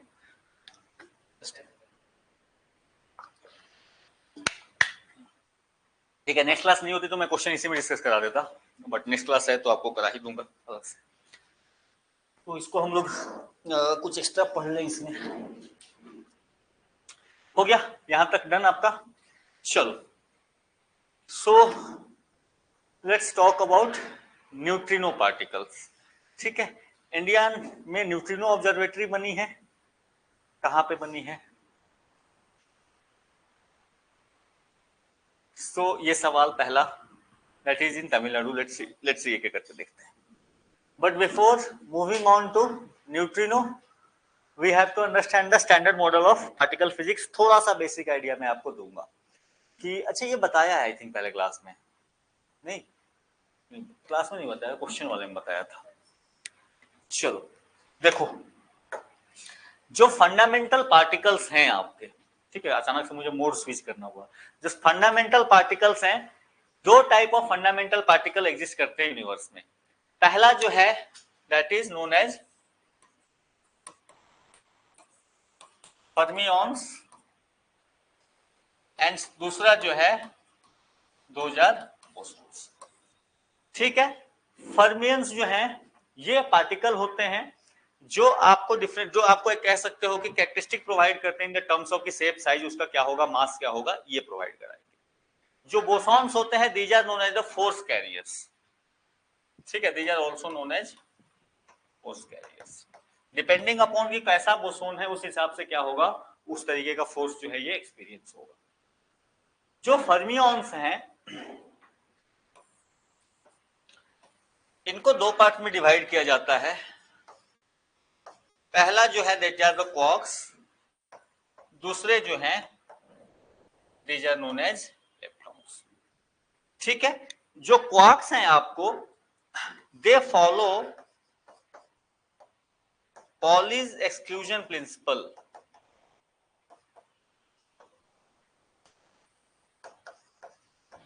दे follow Pauli's exclusion principle. Pauli's exclusion principle का मतलब यह है कि सेम ऑर्बिट में दो पार्टिकल्स का सेम इंटीजर स्पिन नहीं, सेम स्पिन नंबर नहीं हो सकता, ठीक है। That's the basic idea about the Pauli's exclusion principal. तो ये क्वार्क्स होते हैं। 6 टाइप के क्वार्क्स आपको एग्जिस्ट करते हैं, ठीक है। तो अप क्वार्क, ठीक है, मैं क्वार्क पूरा नहीं लिख रहा हूं, ठीक है। Down quark, top, bottom, strange and charm, ठीक है।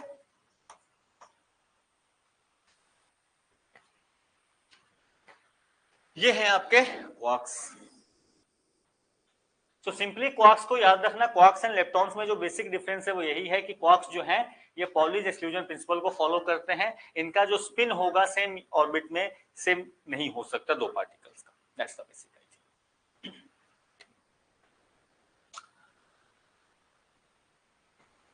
दूसरे जो पार्टिकल्स हैं दीज आर द लेप्टॉन्स, और ये जो लेप्टॉन्स होते हैं बेसिकली ये 6 टाइप के हैं। Electron, muon and tau. पहले तो ये तीन, देन इलेक्ट्रॉन न्यूट्रिनो,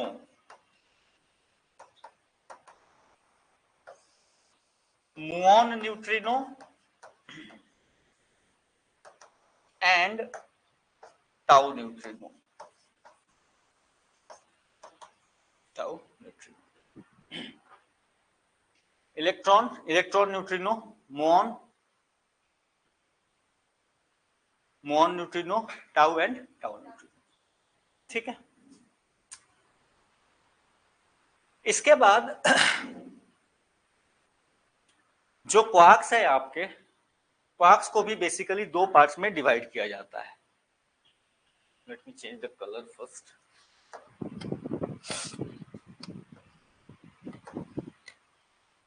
ये जो क्वार्क्स हैं इसको दो पार्ट में फर्दर डिवाइड किया जाता है, बैरियंस एंड मेसॉन्स, बैरियंस एंड मेसॉन्स। बैरियंस जो होते हैं ये बने होते हैं तीन क्वार्क से, ठीक है, और मेसॉन्स जो बने होते हैं ये बने होते हैं टू क्वार्क से, तो क्वार्क एंटी क्वार्क का पेयर होता है आपका। ठीक है, अब जो ये बैरियंस हैं, इन्हीं बैरियंस का एक एग्जांपल है आपका प्रोटॉन, इन्हीं बैरियंस का एग्जांपल है आपका न्यूट्रॉन। ठीक है, तो जो हेवियर पार्टिकल्स आपको दिख रहे हैं दीज आर बैरियंस। तो सिंपली यहां से इनको याद रखना, proton, neutron, these are the examples of baryons, या इन्हीं को there you can also say that these protons and neutrons are made up of quarks। ठीक है, electron is made up of leptons. ठीक है, तो ये है आपके पार्टिकल्स।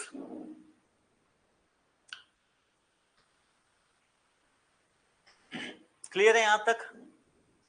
दूसरा जो है those are the bosons, and bosons are known as the force career.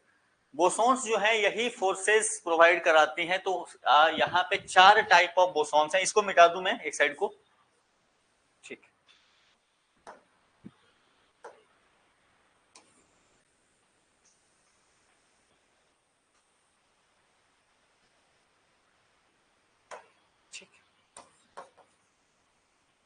ये जो बोसॉन्स हैं, तो number one those are photons. ये जो फोटॉन्स हैं they are responsible for electromagnetic force, electromagnetic force का जो कैरियर है दैट इज द फोटॉन। दूसरा जो है that is the gluons, and they are the force carrier of a strong nuclear force, a strong nuclear force। तीसरा जो है that is W and Z boson, and these are the force carrier of weak nuclear। ठीक है, तो पहले तो ये जो तीन स्टैंडर्ड फोर्सेस हैं, जो आपका standard model of particle physics है, ये केवल और केवल इन तीन जो आपको फोर्सेज है उनको रिकॉग्नाइज करता है। लेकिन हमें पता है कि यूनिवर्स में एक चौथा फोर्स भी हम एक्सपीरियंस करते हैं, and that is the gravitational force. तो इन्होंने कहा कि अगर इन फोर्सेज के लिए यहाँ पे पार्टिकुलर बोसॉन्स हैं, तो डेफिनेटली अगर हम ग्रेविटेशन को फील कर रहे हैं तो ग्रेविटेशन के लिए भी हमारे पास एक पार्टिकुलर बोसॉन होना चाहिए। और यहीं से बात आई आपकी जो थी जो चौथे पार्टिकल्स की, जिसका नाम था हिग्स बोसॉन। तब जाके ये हिग्स बोसॉन किसका कैरियर होगा? ये कैरियर होगा ग्रेविटी का। लेकिन अभी भी ध्यान रखना, अगर आप बात करी जाती है standard model of particle physics की, still it recognize only these three forces. ठीक है, क्योंकि उसको चौथे फोर्स का जो बेसिक पार्टिकल है या फोर्स कैरियर है, इट हैज नॉट फाउंड। हाँ जी, ना किसी ने नाम दे दिया ऐसे ही, ठीक है, वो उसके पीछे कोई ऐसा लॉजिक नहीं है। ठीक है, गॉड पार्टिकल ऐसे किसी ने कह दिया, वो स्टैंडर्ड टर्मिनोलॉजी नहीं है। स्टैंडर्ड टर्मिनोलॉजी अभी भी हिग्स बोसॉन। ठीक है, तो ये पिक्चर क्लियर रखना, यहां से क्वेश्चंस बन सकते हैं, अच्छे क्वेश्चंस बन सकते हैं, ठीक है, सिंपल बनेंगे बट अच्छे क्वेश्चन बन जाएंगे। और ये जनरली बच्चे मिस कर जाते हैं इस पोर्शन को। बहुत डिटेल में यहाँ पे नहीं जाने का है, लेकिन हाँ इसको आप जरूर रखें। ये ग्राफ भी क्लियर रखोगे ना, तो यहां से फिर क्वेश्चन आपके निकल जाएंगे, इससे ज्यादा डेप्थ में वो लेके नहीं जाएगा आपसे।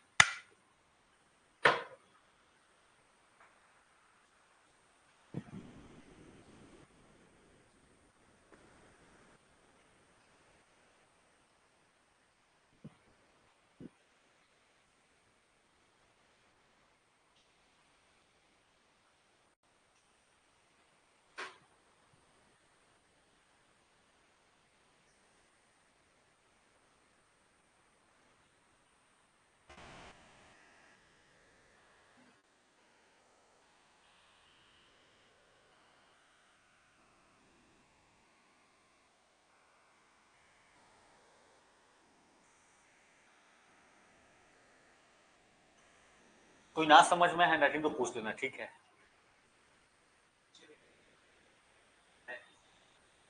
हाँ ये बताया था मैंने पहले, क्वेश्चन वाले में करा दिया। चलो आपका रिवीजन हो जाएगा ऐसे फिर से एक बार।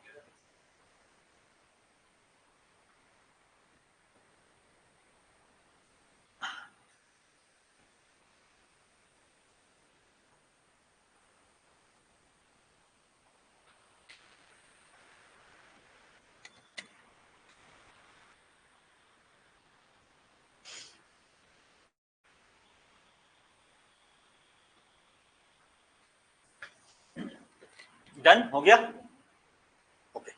नाउ यहाँ पे आपने न्यूट्रिनो कहाँ देखे, न्यूट्रिनो किस पोर्शन में आ रहे थे, दैट इज द इलेक्ट्रॉन्स, ठीक है। तो यहाँ पे आपका पेयर बनेगा, इलेक्ट्रॉन बनेगा, तो इलेक्ट्रॉन न्यूट्रिनो बनेंगे। हेवियर थोड़े इलेक्ट्रॉन्स होते हैं उनको मुऑन कहा जाता है, these are the type of heavier electrons, ठीक है। तो then muon neutrino and then आपका फॉर्मेशन होगा टाउ का, तो then the tau neutrino is there. समस्या हमारी जो है वो हमने न्यूट्रिनो से शुरू करी थी। न्यूट्रिनो को लेकर के चर्चा क्यों है, क्यों मैं इसको करा रहा हूं, कारण यही है, पहली बार आपको जो है मिल्की वे गैलेक्सी से they have founded a stream of particles and those are what, those are the neutrinos. तो इसको लेकर के चर्चा जो है इनको मिली, दे फाउंड कि जो आपका मिल्की वे गैलेक्सी है उसका जो सेंट्रल डिस्क है जहां पे आपका स्टार्स का फॉर्मेशन होता है, ठीक है। तो गैलेक्सी में एक रीजन होता है, ऐसा फर्नेस होता है जहां पे स्टार्स का फॉर्मेशन होता है, तो एक्टिव न्यूक्लियर गैलेक्टिक न्यूक्लियस जिसको कहते हैं आप, ठीक है। सो वहां से दे हैव फाउंड आउट कि यहाँ से आपका क्या हो रहा है, न्यूट्रिनोज का फॉर्मेशन हो रहा है। सो सिंपल सी बात, आप अगर न्यूट्रिनोज की बात करें, न्यूट्रिनोज क्या है, यहाँ पे बाकी की चर्चा ऑब्वियसली हम नहीं करेंगे। सो पहली चीज तो फंडामेंटल पार्टिकल्स क्यों बोला ये आपको समझ में आ जाएगा, इलेक्ट्रॉन्स की कैटेगरी में ही आ जाते हैं। Then they have a very tiny mass, no charge and half spin. ये आपको क्लियर है कि न्यूट्रिनो पे किसी भी तरीके का चार्ज नहीं होता, स्पिन इनका हाफ का। ये स्पिन हाफ का कैसे क्या है, आप इसको सिंपली रट्टा मार लो, अदरवाइज वो फिर बहुत अलग ही कहानी है स्पिन की इनकी, ठीक है। उसमें जाना मतलब मेरे बस का तो नहीं है, ठीक है। दूसरी चीज ये जो है इनका speed, again they almost travel at the speed of light. दूसरी चीज they rarely interact with the other matter, इनका नंबर आपके बॉडी से अनलिमिटेड न्यूट्रिनोज पास हो जाएंगे, आपको पता भी नहीं चलेगा। तो नॉर्मली ये मैटर के साथ इंटरेक्शन इनका नहीं होता, and out number all the atoms in the universe. Obviously आपके एटम से तो ऑब्वियसली आपके न्यूट्रिनो जो है वो ज्यादा ही मिलेंगे, ठीक है, क्योंकि इलेक्ट्रॉन के लेवल पे इनकी बात हो रही है। तीसरी चीज, they are only affected by gravity and the weak nuclear force. केवल और केवल जो है इन पे जो इंपैक्ट होता है केवल और केवल ग्रेविटी का इन पे इंपैक्ट हो रहा है, और साथ में वीक न्यूक्लियर फोर्स का इंपैक्ट हो रहा है। टाइप क्लियर है, electron neutrino, muon neutrino and tau neutrino, तीन तरीके के न्यूट्रिनो जो है वो एग्जिस्ट कर सकते हैं। इसमें सबसे बड़ी जो बात है, जो फीचर है, वो है न्यूट्रिनो ऑसिलेशन की। एक टर्म यूज होता है न्यूट्रिनो ऑसिलेशन। न्यूट्रिनो ऑसिलेशन का मतलब है न्यूट्रिनो जब मूव कर रहा है, मूव करते करते ये इलेक्ट्रॉन न्यूट्रिनो से it can transfer into tau neutrino, tau neutrino से it can transfer from muon neutrino, it can change. तो ये न्यूट्रिनो ऑसिलेशन अगर आपसे टर्म पूछ ले तो बस आप सिंपली याद रखना कि न्यूट्रिनो जो है ये अपना फॉर्म क्या कर सकते हैं, बदल सकते हैं। तो फंडामेंटल जब आप पार्टिकल लेवल पे जाओगे ना, क्वांटम स्टेट में चीजों को देखोगे, वहां पे अजीबोगरीब घटनाएं होती है, ठीक है। यहाँ पे जो चार्ज कैरियर्स हैं, ये चार्ज कैरियर्स को भी वो अलग तरीके से एक्सप्लेन करते हैं। तो वो पार्टिकल्स हैं और पार्टिकल्स के होने की वजह से फोर्स लग रहा है, यू कैंट इमेजिन कि क्या हो रहा है ये, ठीक है। तो सिंपली इसीलिए क्वांटम में अपने को बहुत डिटेल नहीं देना, छोटी कुछ चीजें जो मिलेंगी उसको याद कर लेना कि भाई ऐसा होता है यहाँ पे। No, we don't know how it happens but this is how it happens. तो न्यूट्रिनो ऑसिलेशन नाम की एक प्रक्रिया है जहां पे न्यूट्रिनोज क्या कर रहे हैं, न्यूट्रिनोज अपना फॉर्म बदल रहे हैं। ये कहानी सिंपल सा याद रखना, ठीक है। न्यूट्रिनोज इतना क्लियर। अगला जो है सोर्स क्या है आपका, तो देखो न्यूट्रिनोज का जो सोर्स है बेसिकली यहां पे जब लाइट इंटरैक्ट करता है विद द मैटर, तो बेसिकली क्या है कि जो कॉस्मिक रेज है आपकी यूनिवर्स की लाइट है, when it collide with the interstellar matter, simple सी बात है, तो फिर आपका न्यूट्रिनो प्रोड्यूस होता है। जहां पे भी न्यूक्लियर फ्यूजन या न्यूक्लियर फ्यूजन हो रहा होगा, जहां पे भी हो रहा होगा, दोनों ही जगहों पे यू विल फाइंड कि न्यूट्रिनोज का फॉर्मेशन हो रहा है। इवन जो रेडियो एक्टिव मटेरियल्स होते हैं, रेडियो एक्टिव मटेरियल्स में एक प्रोसेस चलता है जिसको कहते हैं बेटा डीके, ठीक है, बीटा डीके। ये बीटा डीके कुछ नहीं होता है, जो न्यूट्रॉन्स होते हैं वो न्यूट्रॉन्स अपना फॉर्म चेंज करते हैं, वो न्यूट्रॉन्स टूटता है प्रोटॉन के फॉर्म में, इलेक्ट्रॉन बनता है और साथ में एक न्यूट्रिनो जो है वो एस्केप करता है। तो बीटा डीके की प्रोसेस में भी न्यूट्रिनो का क्या होता है, फॉर्मेशन होता है। तो सिंपली यूनिवर्स में बहुत से इवेंट हो रहे हैं, जैसे सन से निकलना, स्टार्स का फॉर्मेशन होना, सुपरनोवा का बनना, ठीक है। ये सारी चीजें जो है यहां से आपका यू विल फाइंड कि न्यूट्रिनो का फॉर्मेशन हो रहा है। Even everyday objects like bananas दे एमिट न्यूट्रिनो, ठीक है। तो बनाना में पोटेशियम होता है और पोटेशियम जो है वो रेडियो एक्टिव मटेरियल है, तो इसके वजह से आपको वहां पे भी अगर आपको न्यूट्रिनो को टेस्ट करना है यू कैन फाइंड, बट आपको मिलेगा नहीं वो, ठीक है। वो है बट नहीं है। तो कुछ ऐसा, ये सिंपली याद है, ये सवाल आपसे बन जाएगा कि क्या न्यूट्रिनो यहाँ से मिल सकता है कि नहीं मिल सकता। तो ऑब्वियसली ये बड़े इवेंट से मिल सकता है, बट इवन छोटे जो रेडियो एक्टिव मटेरियल से वहां से निकलते रहते हैं। कहीं पे भी रेडियो एक्टिविटी हो रही है वहां पे न्यूट्रिनो का फॉर्मेशन हो रहा है, बीटा डीके हो रहा है, वहां पे आपको यू विल फाइंड कि न्यूट्रिनो का प्रोडक्शन हो रहा है, ठीक है। सिंपल सी बात।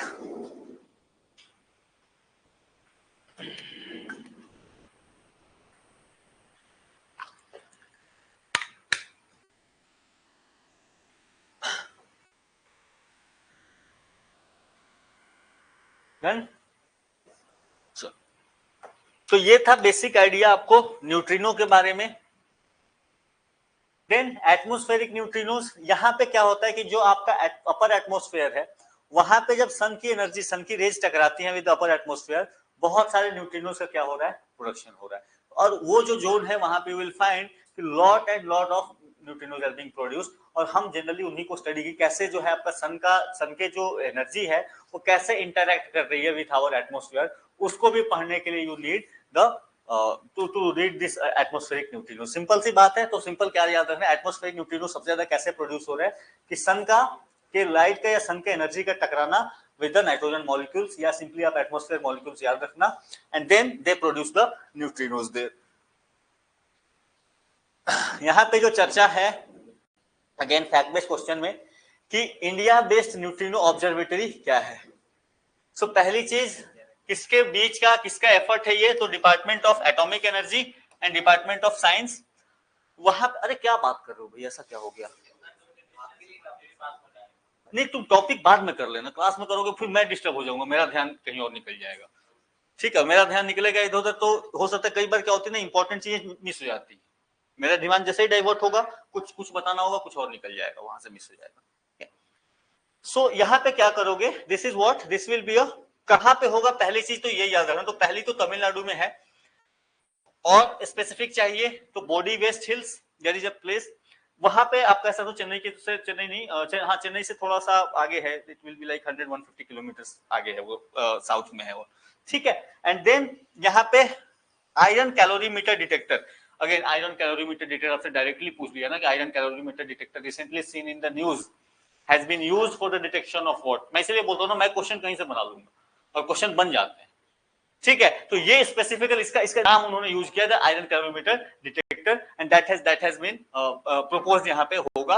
और यहाँ पे एक चीज ध्यान रखना, आईएनओ को इन्होंने चूज किया लोकेशन तमिलनाडु के एकदम साउथ में, कारण भी है वो इक्वेटर से पास में, क्योंकि इक्वेटर पे ही आपको मैक्सिमम न्यूट्रिनो का प्रोडक्शन होगा। क्यों? सन की लाइट सीधी आ रही है, काफी ज्यादा एक्साइटेड है, ठीक है। सो ये आप सिंपल पूछ रहे ना कि भाई क्यों इसकी लोकेशन क्यों रखी गई आपको, आपका जो इंडियन न्यूट्रिनो ऑब्जर्वेटरी इसको क्यों रखा गया तमिलनाडु में? रीजन सिंपल यही, इक्वेटर के पास में है, और क्योंकि इक्वेटर के पास में है, सन की काफी एनर्जी वाली लाइट से हमें मिल रही है, एंड बिकॉज ऑफ दैट आपका न्यूट्रिनोज का प्रोडक्शन क्या हो रहा है यहाँ पे, ज्यादा अमाउंट में हो रहा है, ठीक है। तो उसको स्टडी हम आसानी से कर पाएंगे, that's the basic idea.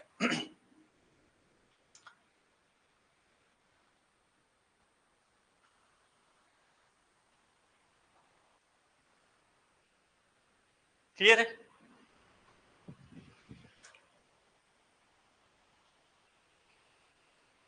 Basic research वगैरह करोगे तो क्या ही मिलेगा, ठीक है। तो नाउ इसमें न्यूट्रिनो को पढ़ोगे तो क्या मिलेगा, तो बहुत ये नहीं है, बट हाँ सिंपल से देख लेना, you can find the insights कि कैसे जो सन के अंदर में आपका एक्सप्लोजन हो रहा है, स्टार्स के अंदर में हो रहा है, क्या हो रहा है। तो एस्ट्रोफिजिक्स से रिलेटेड जानकारी आपको मिलेगी। ऑल्सो कि भाई हमारे जो एवरीडे ऑब्जेक्ट्स हैं इन पे क्या कुछ असर पड़ता है, नहीं पड़ता है, डायरेक्टली इनडायरेक्टली लॉन्ग टर्म में, that you can also understand. उसके अलावा प्रोटॉन्स न्यूट्रॉन्स न्यूट्रिनो आपस में ये जो फंडामेंटल पार्टिकल्स हैं इनका रिलेशन क्या है, कैसे एक दूसरे को इंटरेक्ट कर रहे हैं, वो सभी चीजें इनको मिलेगी। That's not very significant, but obviously आप इसको ये कर सकते हो, ठीक है। सो न्यूट्रिनो लोकेशन याद रखना, न्यूट्रिनो है क्या याद रखना, कैसे इनका इंटरेक्शन होता है मैटर के साथ वो याद रखने का है, कैसे प्रोडक्शन होता है, दैट्स द सिंपल 4-5 पॉइंट आपको न्यूट्रिनो के पर्सपेक्टिव से याद रखना, ठीक है। EIC wave, EMIC wave sorry, electromagnetic ion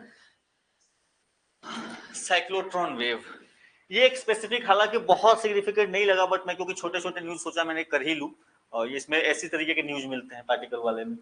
तो ये एक स्पेसिफिक टाइप ऑफ वेव्स जो है, ये इंडियन साइंटिस्ट ने ऑब्जर्व करी, जो इनका स्टेशन है अंटार्कटिका। हाँ जी, मैत्री भी है, ठीक है। So let's come first here.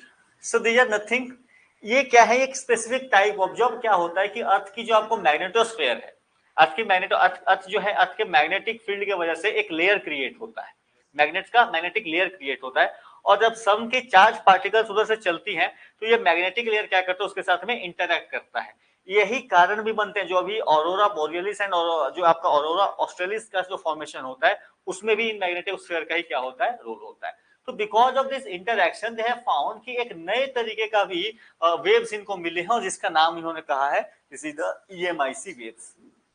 हो क्या रहा है, इन वेव्स का सिंपली याद आपको ये रखना है, देखो कोई भी तरीके के वेव्स होंगे ना, मैक्सिमम उनका जो ओरिजिन होगा that will always be at the equator, क्योंकि इक्वेटर पे सन की एनर्जी क्या हो रही है, काफी ज्यादा है। तो यहाँ पे इन्होंने क्या देखा कि एक स्पेसिफिक टाइप ऑफ वेव्स का फॉर्मेशन हो रहा है एट द इक्वेटोरियल लैटिट्यूड्स, और फॉर्मेशन होने के बाद ये वेव्स जो है दोनों पोल्स की तरफ क्या कर रही है, मूव कर रही है।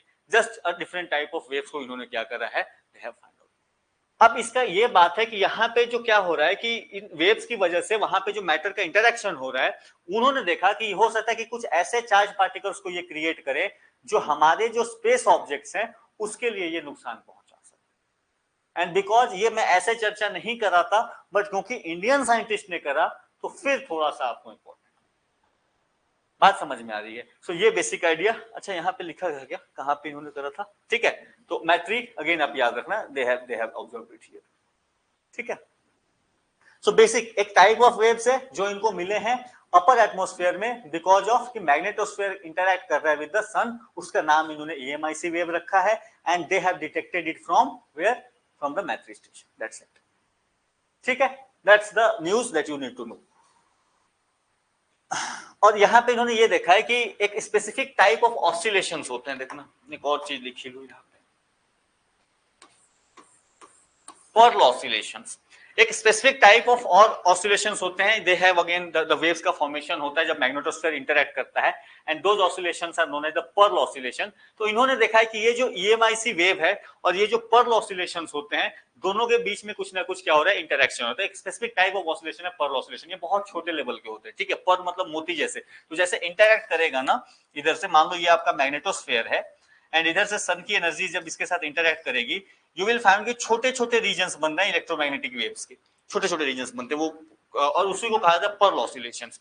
ये इन्होंने क्या देखा कि जैसे ही आपका राइज होता है, जैसे जियोमैग्नेटिक स्टॉर्म्स क्या होते हैं कि जब सन से काफी जो सोलर फ्लेयर्स, काफी पावरफुल सोलर फ्लेयर्स आते हैं, जब पावरफुल सोलर फ्लेयर्स आते हैं तो आपका मैग्नेटोस्फीयर उसको होल्ड करता है, तो होल्ड करता है तो काफी अमाउंट में वहां पे क्या होता है, इलेक्ट्रोमैग्नेटिक वेव्स का जनरेशन होता है, क्योंकि वो पावरफुल वेव्स हुआ करती थी। उस कंडीशन को हम क्या कहते हैं कि जियोमैग्नेटिक स्टॉर्म, जो आपका ऑरोरा बोरियलिस का फॉर्मेशन होता है, दैट एक्चुअली जियोमैग्नेटिक स्टॉर्म की फिनोमेना है। सोलर फ्लेयर कितने पावरफुल आए हैं एंड क्योंकि उसको मैग्नेटोस्फीयर ने होल्ड करा है, और वही लाइट जो है आपको क्या होती है, एमिट होकर दिखती है। तो प्रोसेस काफी खूबसूरत दिख रहा होता है, बट जस्ट इमेजिन करो कि मैग्नेटोस्फीयर वहां से थोड़ी देर के लिए बोले कि आज छुट्टी पे हूं मैं, तो फिर जो है मजा आ जाएगा आपको, ठीक है। अब देखो यहाँ पे क्या है, सिंपल से याद रखना कि पर्ल ऑसिलेशंस को क्या देखा गया है कि जब जब पर्ल ऑसिलेशंस का नंबर बढ़ा है, दे हैव आल्सो फाइंड कि ईएमआईसी वेव्स का फॉर्मेशन ज्यादा हो रहा है।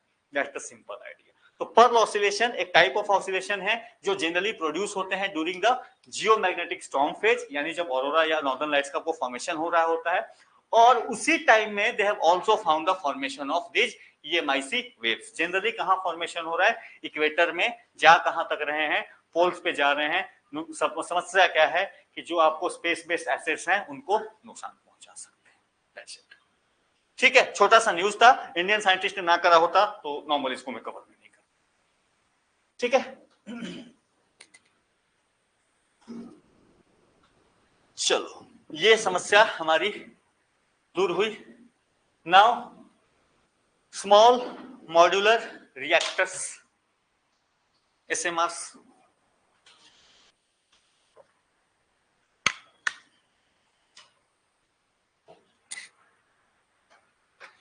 नाउ ये जो स्मॉल मॉड्यूलर रिएक्टर्स क्यों करा रहा हूं, so China launch the first fourth stage of four, या कह सकते हो कि फोर्थ जनरेशन जो है nuclear reactor using small modular reactor design.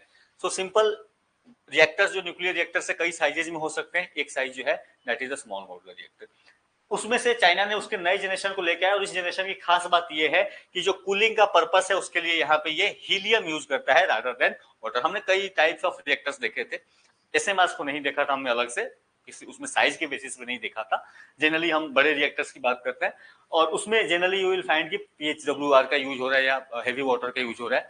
But यहाँ पे जो SMR का इनका जो चौथा वर्जन है, now this use the helium for the cooling purpose है। ये इसकी खास जो चौथा जनरेशन का रिएक्टर आपको चाइना ने बनाया है, ये इसकी खासियत आपको देखने को मिलेगी। अगर साइज का कंपैरिजन करोगे कि किस तरीके का है ये, so now C small modular reactors किसको कहते हो। सो पहले जो आपको लार्ज कन्वेंशनल रिएक्टर्स हैं जो हमारे पास आ रहे हैं, तो दीज आर दोज रिएक्टर्स जहां पे प्रोडक्शन कैपेसिटी जो है ऑलमोस्ट 700 मेगावाट से ऊपर की है। जो स्मॉल मॉड्यूलर रिएक्टर्स हैं ये 30 या 30 से 300 मेगावाट जो है इलेक्ट्रिसिटी प्रोड्यूस कर सकते हैं। These are known as the small modular reactors. And फिर आपको माइक्रो रिएक्टर्स भी होते हैं that is up to 10 megawatt electricity produce कर सकते हैं। तो माइक्रो रिएक्टर्स ऑब्वियसली काफी छोटे होंगे, आप इजीली इसको ट्रांसपोर्ट कर सकते हो। तो जनरली मान लो कहीं पे दूर दराज वाला, कहीं पे मान लो सेना उनकी खड़ी है, तो सेना की पोस्टिंग है, तो दे नीड इलेक्ट्रिसिटी, तो वहां के लिए they can use this micro reactor. But उसका साइज थोड़ा ज्यादा बड़ा हो गया कैंप का, तो now they have to use this SMR small modular reactors, ठीक है। डिजास्टर वगैरह में कहीं पे मेडिकल कैंप आपने लगाया है, तो दिस माइक्रो रिएक्टर्स और SMRs विल बी हेल्पफुल। आपको बिजली की सप्लाई सब कुछ डैमेज हो चुकी है, but you can take this reactors and आप वहां पे क्या कर सकते हो, इलेक्ट्रिसिटी को रिस्टोर कर सकते हो। तो इसी वजह से इन रिएक्टर्स की क्या है, आपको यूसेज काफी ज्यादा देखने को मिलेगी। तो चाइना इसको लेकर के इनके डिजाइन पे काम कर रहा है ऑब्वियसली। तो इनका साइज जो है, now they have given the comparison की साइज कैसा है। तो जो आपका SMR है, जब उनको स्मॉल भी बोल रहे हैं, तो स्मॉल के कंपैरिजन में मैन उसके सामने काफी छोटा सा दिखेगा, सो दैट्स द साइज। बाकी टेक्नोलॉजी सब कुछ आपको वही दिखेगा। मैंने आपको ये पहले भी पढ़ा चुका हूं मैं कि बेसिक यहाँ पे चीजें क्या हो रही है, ठीक है। और कुछ इस तरीके के स्ट्रक्चर आपको दिखेंगे। Let's talk about this SMRs। इनके बारे में थोड़ी सी चर्चा जो है हम करेंगे। तो पावर इनकी कितनी बताई मैंने, 32 300 मेगावाट के रेंज में जनरली याद रखना, ठीक है, 300 कर लेना, 30 to 300 मेगावाट के रेंज में जो है ये आपको है small modular reactors. Physically smaller है than the conventional nuclear power reactors, obviously you can find. दूसरी चीज जो है ये मॉड्यूलर है। मॉड्यूलर कहने का मतलब क्या है, इनको फैक्ट्री में असेंबल कर लिया गया है, आप जिस जहां पे लेके लगाना चाहो उनको क्या कर सकते हो, लगा सकते हो। आज वो घर बन रहे हैं ना, पहले से मॉड्यूलर घर बन रहे हैं, तो वो बने बनाए आ रहे हैं, बस you just need to assemble it, आपको साइट को उसको बनाने का नहीं है। तो ये क्या हो सकता है, आप इसका डिप्लॉयमेंट क्या कर सकते हो, बहुत ही फास्ट कर सकते हो, जरूरत आपको पड़ी एंड यू स्टार्ट। फ्लाई वगैरह भी वैसे ही बन रहा है आपको, ठीक है। सो दैट्स, तो मॉड्यूलर कहीं पे भी है आपका, ये सिंपल इसका मतलब ये है। तो ये रिएक्टर्स को क्या कर सकते हो, फैक्ट्री असेंबल होते हैं ये, आप लेके सिंपली इसको क्या करो, इंस्टॉल कराओ। साथ ही साथ रिएक्टर्स ऑब्वियसली पावर जनरेशन के लिए न्यूक्लियर फ्यूजन का यूज कर रहे हैं। टाइप्स इसमें कुछ टाइप्स तो आपको दिख रहे हैं, जैसे land based water cooler ASMR. पहली चीज लैंड बेस्ड है, देखो इसमें कुछ नहीं, नाम को ध्यान से देख लोगे यहाँ पे आपका काम क्लियर हो जाएगा। पहला जो है land based water cooler ASMR. Helium वाला तो 4th जनरेशन की बात करी ना हमने, हीलियम इन्होंने लेके आई है 4th जनरेशन में। तो सिंपल सा क्या है, लाइट वाटर रिएक्टर या प्रेशराइज्ड हेवी वाटर रिएक्टर का यूज करें, जो नॉर्मल टेक्नोलॉजी है आपको। दूसरा, there can also be marine based water cooler से, मतलब आपको बड़े बड़े शिप्स वगैरह पे रखने हैं, this reactors can be there. तो बड़े बड़े शिप्स पे इलेक्ट्रिसिटी प्रोडक्शन के लिए this marine based water cooler से कैन बी देयर। इसके अलावा हाई टेम्परेचर गैस कूलर से could also be there. Again there can be different varieties जो है इसके हो सकते हैं। रिसेंट वाली हीलियम गैस पे है, तो ये अपने को ध्यान रखना है। Then liquid metal cooled fast neutron spectrum SMR, again ये क्या है, this is helium. So this जो आपने देखा वो कहीं ना कहीं इस कैटेगरी का उन्होंने 4th जनरेशन में they have started it. Again molten salt water reactor, molten salt reactor ASMR, micro reactors ASMR, या जो आपने माइक्रो रिएक्टर्स की बात करें, दीज आर नॉट एसएमआर। ये क्या है, ये काफी छोटे रिएक्टर्स है, और छोटे लेवल पे रिएक्टर्स हो जाएंगे। इनको आप नॉर्मली क्या है, 2-4 घर या एक सोसाइटी है उसको बिजली चाहिए and you can use this, ठीक है। ये जो आपका एसएमआर है, एसएमआर आप यूज कर सकते हो, 2-4 मोहल्ले हैं बड़े बड़े, तो आप उनको इलेक्ट्रिसिटी देने के लिए एंड आपका काम जो है वहां पे हो जाएगा। तो ये ऑब्वियसली एक टाइप, एक समस्या जो आपको लेकर के आ रही थी न्यूक्लियर टेक्नोलॉजी में, या जो न्यूक्लियर एनर्जी की बात हो रही थी, तो न्यूक्लियर एनर्जी में एक समस्या ये आ रही थी ना कि भाई अगर किसी दिन डिजास्टर हो गया तो ये डिजास्टर कंट्रोल नहीं होगा। दूसरी चीज, यहाँ पे आपका बल्क में प्रोडक्शन हो रहा है इलेक्ट्रिसिटी का, आप ट्रांसपोर्ट कर रहे हो, उसमें कॉस्ट जा रहा है। तो ये जो एसएमआर दिख रहे हैं, ये फ्यूचर का सॉल्यूशन दिख रहा है। जहां पे जरूरत हो आप वहीं प्रोडक्शन करो, पास में प्रोडक्शन करोगे, और साथ ही क्योंकि इनका साइज छोटा है तो डिजास्टर उतने बड़े होने के चांसेस नहीं हो। तो हो सकता है आने वाले टाइम में कंट्रीज, खास करके एडवांस कंट्रीज तो कर ही रही हैं, they are doing this thing, but India में भी हो सकता है, अभी तो हम चर्चा नहीं कर रहे, but definitely SMR could be a solution. आप you can talk about this, अगर आप कहीं आंसर वगैरह भी लिख रहे हो ना, you can talk about this ASMR. हाँ जी, हाँ, आप कहीं पर न्यूक्लियर टेक्नोलॉजी के बारे में बात करो, एनर्जी क्राइसिस के बारे में बात करो, एक सजेशन के रूप में आपका एसएमआर जो है ये टेक्नोलॉजी आपका काम में आ सकता है। बात समझ में आ रही है? या माइक्रो रिएक्टर्स की आप बात कर रहे हो, जैसे मान लो micro reactors Indian defence forces की बात कर रहे हो कि भाई हम सप्लाईज वगैरह कैसे इंश्योर करें, माइक्रो रिएक्टर्स का सोल्यूशन। आप कम से कम उनको सारी चीजें वहां पे मिल सकती है, सुविधाएं। आप कहाँ से भाई उनको डीजल और पेट्रोल कहाँ पहुंचाते चलोगे, एक बार आपने पहुंचा दिया एंड इट्स वर्किंग देयर। बात समझ में आ रही है? तो ये you can talk about this. So adaptable and scalable है ऑब्वियसली। दूसरा जो है इनका जो आपका रिफ्यूलिंग इंटरवल होगा वो ऑब्वियसली काफी टाइम का होगा compare to other energy sources जो होंगे उसके मुकाबले। तो डीजल तो आपको हर दिन डालना पड़ेगा, इसमें हर दिन वाली बात नहीं है, एक बार डाल दिया और जो है ये कम से कम 10 साल चलेगा आपको। तो मजेदार है आपको, ठीक है। सो दैट्स द बेसिक टाइप। इसके अलावा कॉम्पैक्ट डिजाइन है, साथ ही साथ अब जो नए फीचर्स आ रहे हैं कि इनबिल्ट सेफ्टी मैकेनिज्म के साथ ये बन रहे हैं, यानी जैसे ही हीटिंग थोड़ी ज्यादा हुई ऑटोमेटिकली शट डाउन हो जाएगा, वो काम खत्म, अब वो फिर से आपको रिस्टार्ट करना पड़ेगा। ऑब्वियसली आप सिक्योरिटी को इंप्रूव कर रहे हो, ऑल्सो इकोनॉमिकली ऑब्वियसली है देयर। नाउ ये थे आपको एसएमआर, चाइना ने बनाए हैं, छोटे साइज के हैं और कुछ नहीं, हीलियम यूज होता है। हाँ जी, हाँ माइक्रो रिएक्टर्स और छोटे साइज के हैं। माइक्रो रिएक्टर्स नहीं, माइक्रो रिएक्टर्स तो रूम में आ जाएंगे आपको। हाँ जी, माइक्रो रिएक्टर्स जो है ना, माइक्रो रिएक्टर्स इतने बड़े प्लेटफॉर्म पे आ जाएंगे। ये जो है ये आ सकते हैं, ये थोड़ा इनका साइज बड़ा, वो भी 10 मंजिला नहीं जाएगा, कुछ बड़ा जाएगा।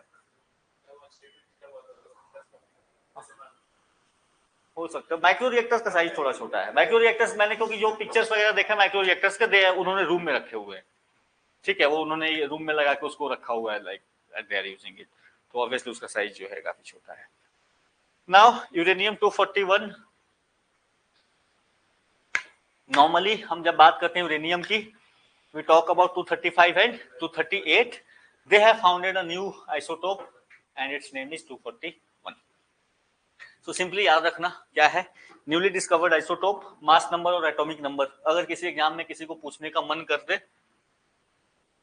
ठीक है, कि ये जो नया वाला मिला है इसका जो हालचाल है वो कैसा है, तो you have to remember it, इसका एटॉमिक नंबर कितना था और मास नंबर कितना था।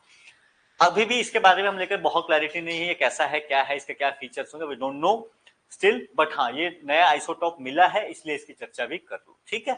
That is again they are saying that it may have a half life of 40 minutes, again लिखा हुआ है may have, we are not very sure, we don't know. यहाँ पे आपका प्रोसेस जो है ये बना कैसे, ये अपने लिए इंपॉर्टेंट हो जाएगा।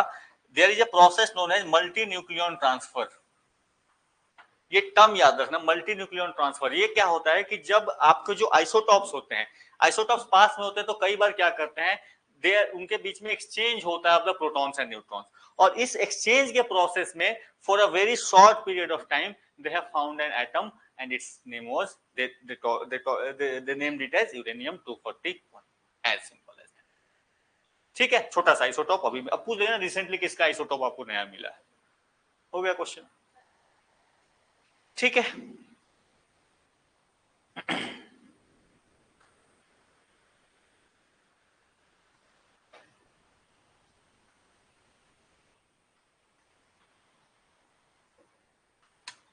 आज बहुत हो गया क्या, नहीं हुआ ना?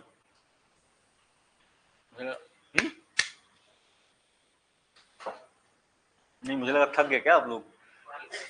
अब मेरा पानी तो समाप्त हो गया है, ठीक है। अल्लाह पानी की मुझे जरूरत, मेरा गला जो है ना सूखने लगता है इसमें भी नहीं है। हाँ थैंक यू। नहीं ठंडा नहीं, ठंडा तो गला पकड़ लेगा फिर मैं पढ़ा नहीं पाऊंगा। ये भी ठंडा है, अच्छा। नहीं नहीं, गला पकड़ लिया तो आज मेरी मतलब सारी क्लासेस मेरी ही है सुबह से शाम तक, पता चला जो है कि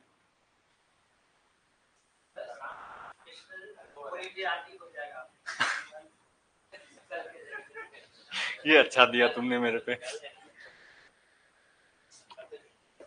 इसीलिए लग रहा है आज मेरी क्लासेस है ना। चलो ठीक है, अभी नेक्स्ट क्लास में मैं कम बोलूंगा, देखो तो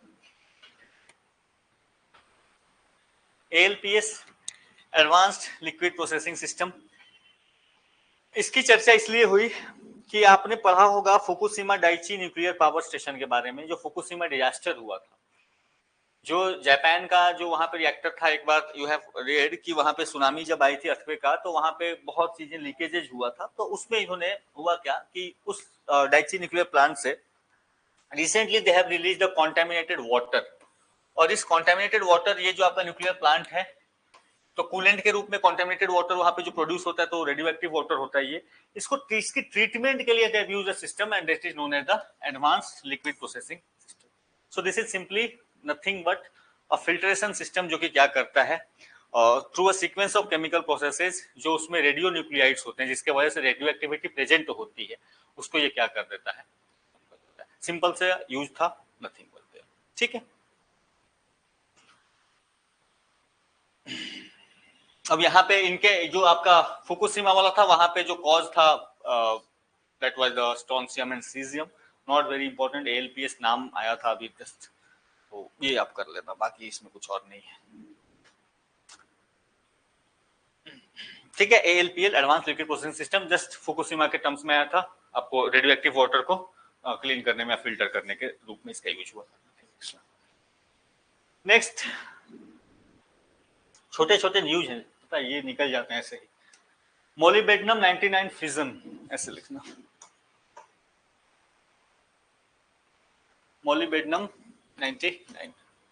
सो रिसेंटली आपका जो है Bhabha atomic research centre bark के ट्रॉम्बे सेंटर में they have molybdenum 99 production facility को स्टैब्लिश करा है।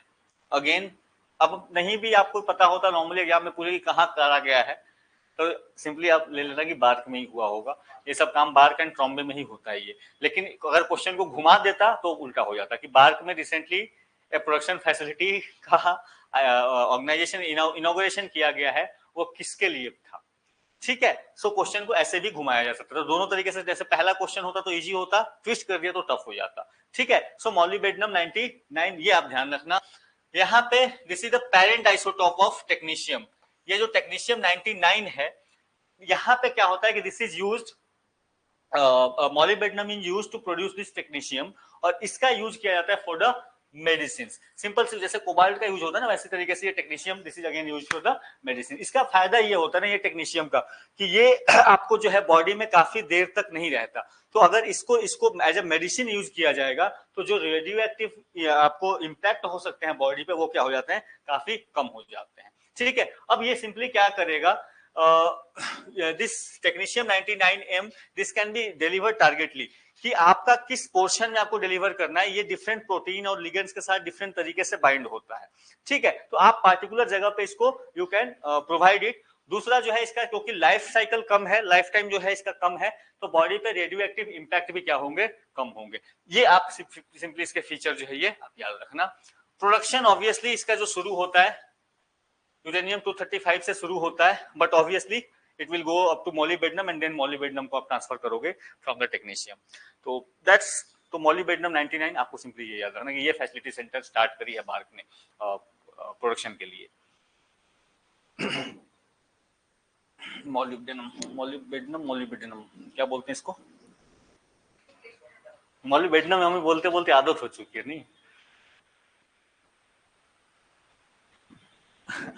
अच्छा, यहाँ बाहर में कौन सा पकड़ के लाए थे वो, एक रेडियो एक्टिव मटेरियल खोज के ले आए थे ना वो,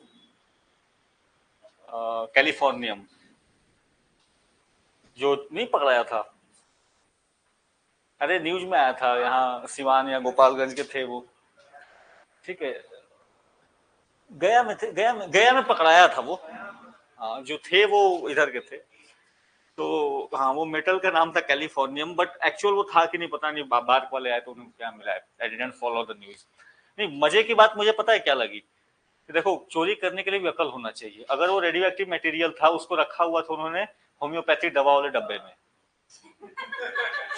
ठीक है गधों, जब तक तुम पैसा कमाओगे तब तक तुम्हारा नाम सत्य हो जाएगा। तो ये कहानी है। और नहीं ठीक है, बिहार के लोगों ने भी दिखाया कि अब हम वो नहीं रहे, पहले वाले नहीं रहे। ठीक है, जो चारा वारा चुराते थे, now we are doing hijack. ठीक है, अब समझो ना, जस्ट इमेजिन ना कि इस तरीके का ये हाइस्ट बना देते, मूवी बना देते इस पे हॉलीवुड वाले, कि कैसे ये निकाला होगा कैलिफोर्नियम। ठीक है, मिशन इम्पॉसिबल करा देते। हाँ ठीक है, चलो, एक नया state of matter that is chiral Bose liquid. ठीक है, तो क्योंकि इसको लेकर के काम जारी है, तो ये हो सकता है आपके लिए इंपॉर्टेंट हो जाए। तो प्लाज्मा के बारे में आपको पता है, उसके बाद बोस आइंस्टाइन कॉन्डेंसेट के बारे में you know, this is a new state that they are trying to create, और they have find it creation किया इन्होंने, मिला नहीं है इनको। ठीक है, सो अभी बहुत चर्चा में, अभी 5 ही लेके चल रहा, बट हाँ they are in the process of creating it, and this stage is known as the chiral Bose liquid state. ठीक है, ये इसका तो physicist from the USA and China discovered a new state of matter, so that's the basic idea. अब यहाँ पे क्या है, पहली चीज तो ये याद रखना, इसका जो क्रिएशन किया गया है, it has created at a quantum scale. Quantum scale पे इन्होंने इसको बनाया। इसमें देखो इन्होंने किया कुछ नहीं है, मतलब किया बहुत कुछ है, हम जस्ट सिंप्लीफाई करने के लिए, कि दो सेमीकंडक्टर के लेयर्स को लेके आ रहे हैं। ठीक है, और ये सेमीकंडक्टर लेयर्स जो होंगे क्या होंगे, ये स्पेसिफिक टाइप ऑफ मटेरियल्स होंगे, लेकिन इनके बीच के डिस्टेंस को बहुत कम कर दे रहे हैं, बहुत कम कर दे रहे हैं। और जब इनके बीच के डिस्टेंस को बहुत कम कर रहे हैं, एंड देन यहाँ पे they are passing through a machine, इसका नाम रखा है उन्होंने फ्रस्ट्रेशन मशीन। ठीक है तो ये क्या कर दे रहा है, ये यहाँ के इलेक्ट्रॉन्स को फ्रस्ट्रेट कर दे रहा है। यानी ये जो इलेक्ट्रॉन्स है ना, ये इलेक्ट्रॉन्स एक दूसरे के साथ रैंडमली इंटरैक्ट करने लग रहे हैं।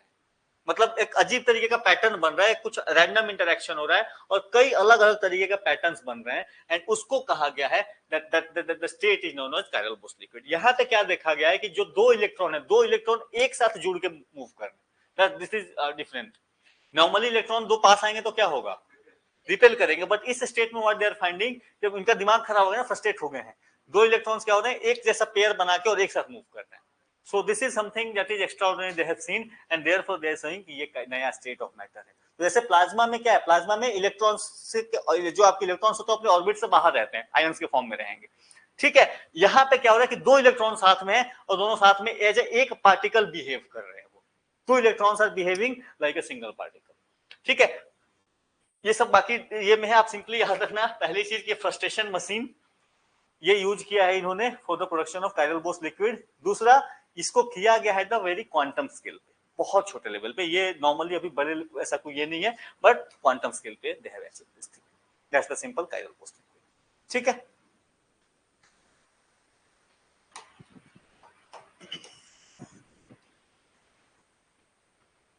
अच्छा, यहाँ पे for that they have also used the particle accelerator. तो पार्टिकल एक्सीलरेटर जैसे आपका है ना लार्ज हैड्रॉन कोलाइडर, तो उसी तरीके का particle accelerator, but this is different. ये जो पार्टिकल एक्सीलरेटर था इनका एक क्वैन के साइज का था, ठीक है। तो क्योंकि क्वांटम स्केल पे इनको चीजें करनी है, तो ये दुनिया का सबसे छोटा पार्टिकल एक्सीलरेटर था क्वांटम स्केल पे एक्सीलरेटर, और उसके मदद से इन्होंने बनाया है, उसी का नाम रखा है इन्होंने फ्रस्ट्रेशन मशीन, ठीक है। उसका यूज करके ही they are doing this thing. तो बस ये टर्म्स क्योंकि टर्मिनोलॉजी न्यूज में आई है, अभी इसको लेकर के बहुत सी चीजें क्लियर होगी कि आगे चीजें क्या होती हैं, बट सिंपली पार्टिकल एक्सीलरेटर, इसके अलावा frustration machine, chiral Bose liquid quantum state पे अचीव हो रहा है, दो इलेक्ट्रॉन्स पेयर में रह के एक जैसा बिहेव कर रहे हैं, like they are behaving like a single particle. That's the basic idea of chiral Bose, ठीक है। तो ये थी आपकी आज की छोटी छोटी टॉपिक्स, बट क्योंकि न्यूज में मुझे पहले ये इस तरीके के टॉपिक्स दिख जाते हैं, तो आई तो कि सवाल पूछने वाले ये सब टॉपिक्स उठा के लेके चले आते हैं, ठीक है। अगर किसी की नजर रही तो इन सब पे सवाल जो बनते हैं वो टफ सवाल बनते हैं, जैसे कि ये कड़ा मुश्किल सवाल है, तो ये भी मैंने आपको सोचा कि चलो आपको करा दूं। बाकी इसके बाद जो कराऊंगा वो नए टॉपिक्स आप देख लेना कौन कौन से टॉपिक्स हैं, ठीक है। मिलते हैं हम लोग नेक्स्ट क्लास में, यानी 10 बजे, ठीक है। अभी जो है क्वेश्चन डिस्कशन कराऊंगा मैं, ठीक है।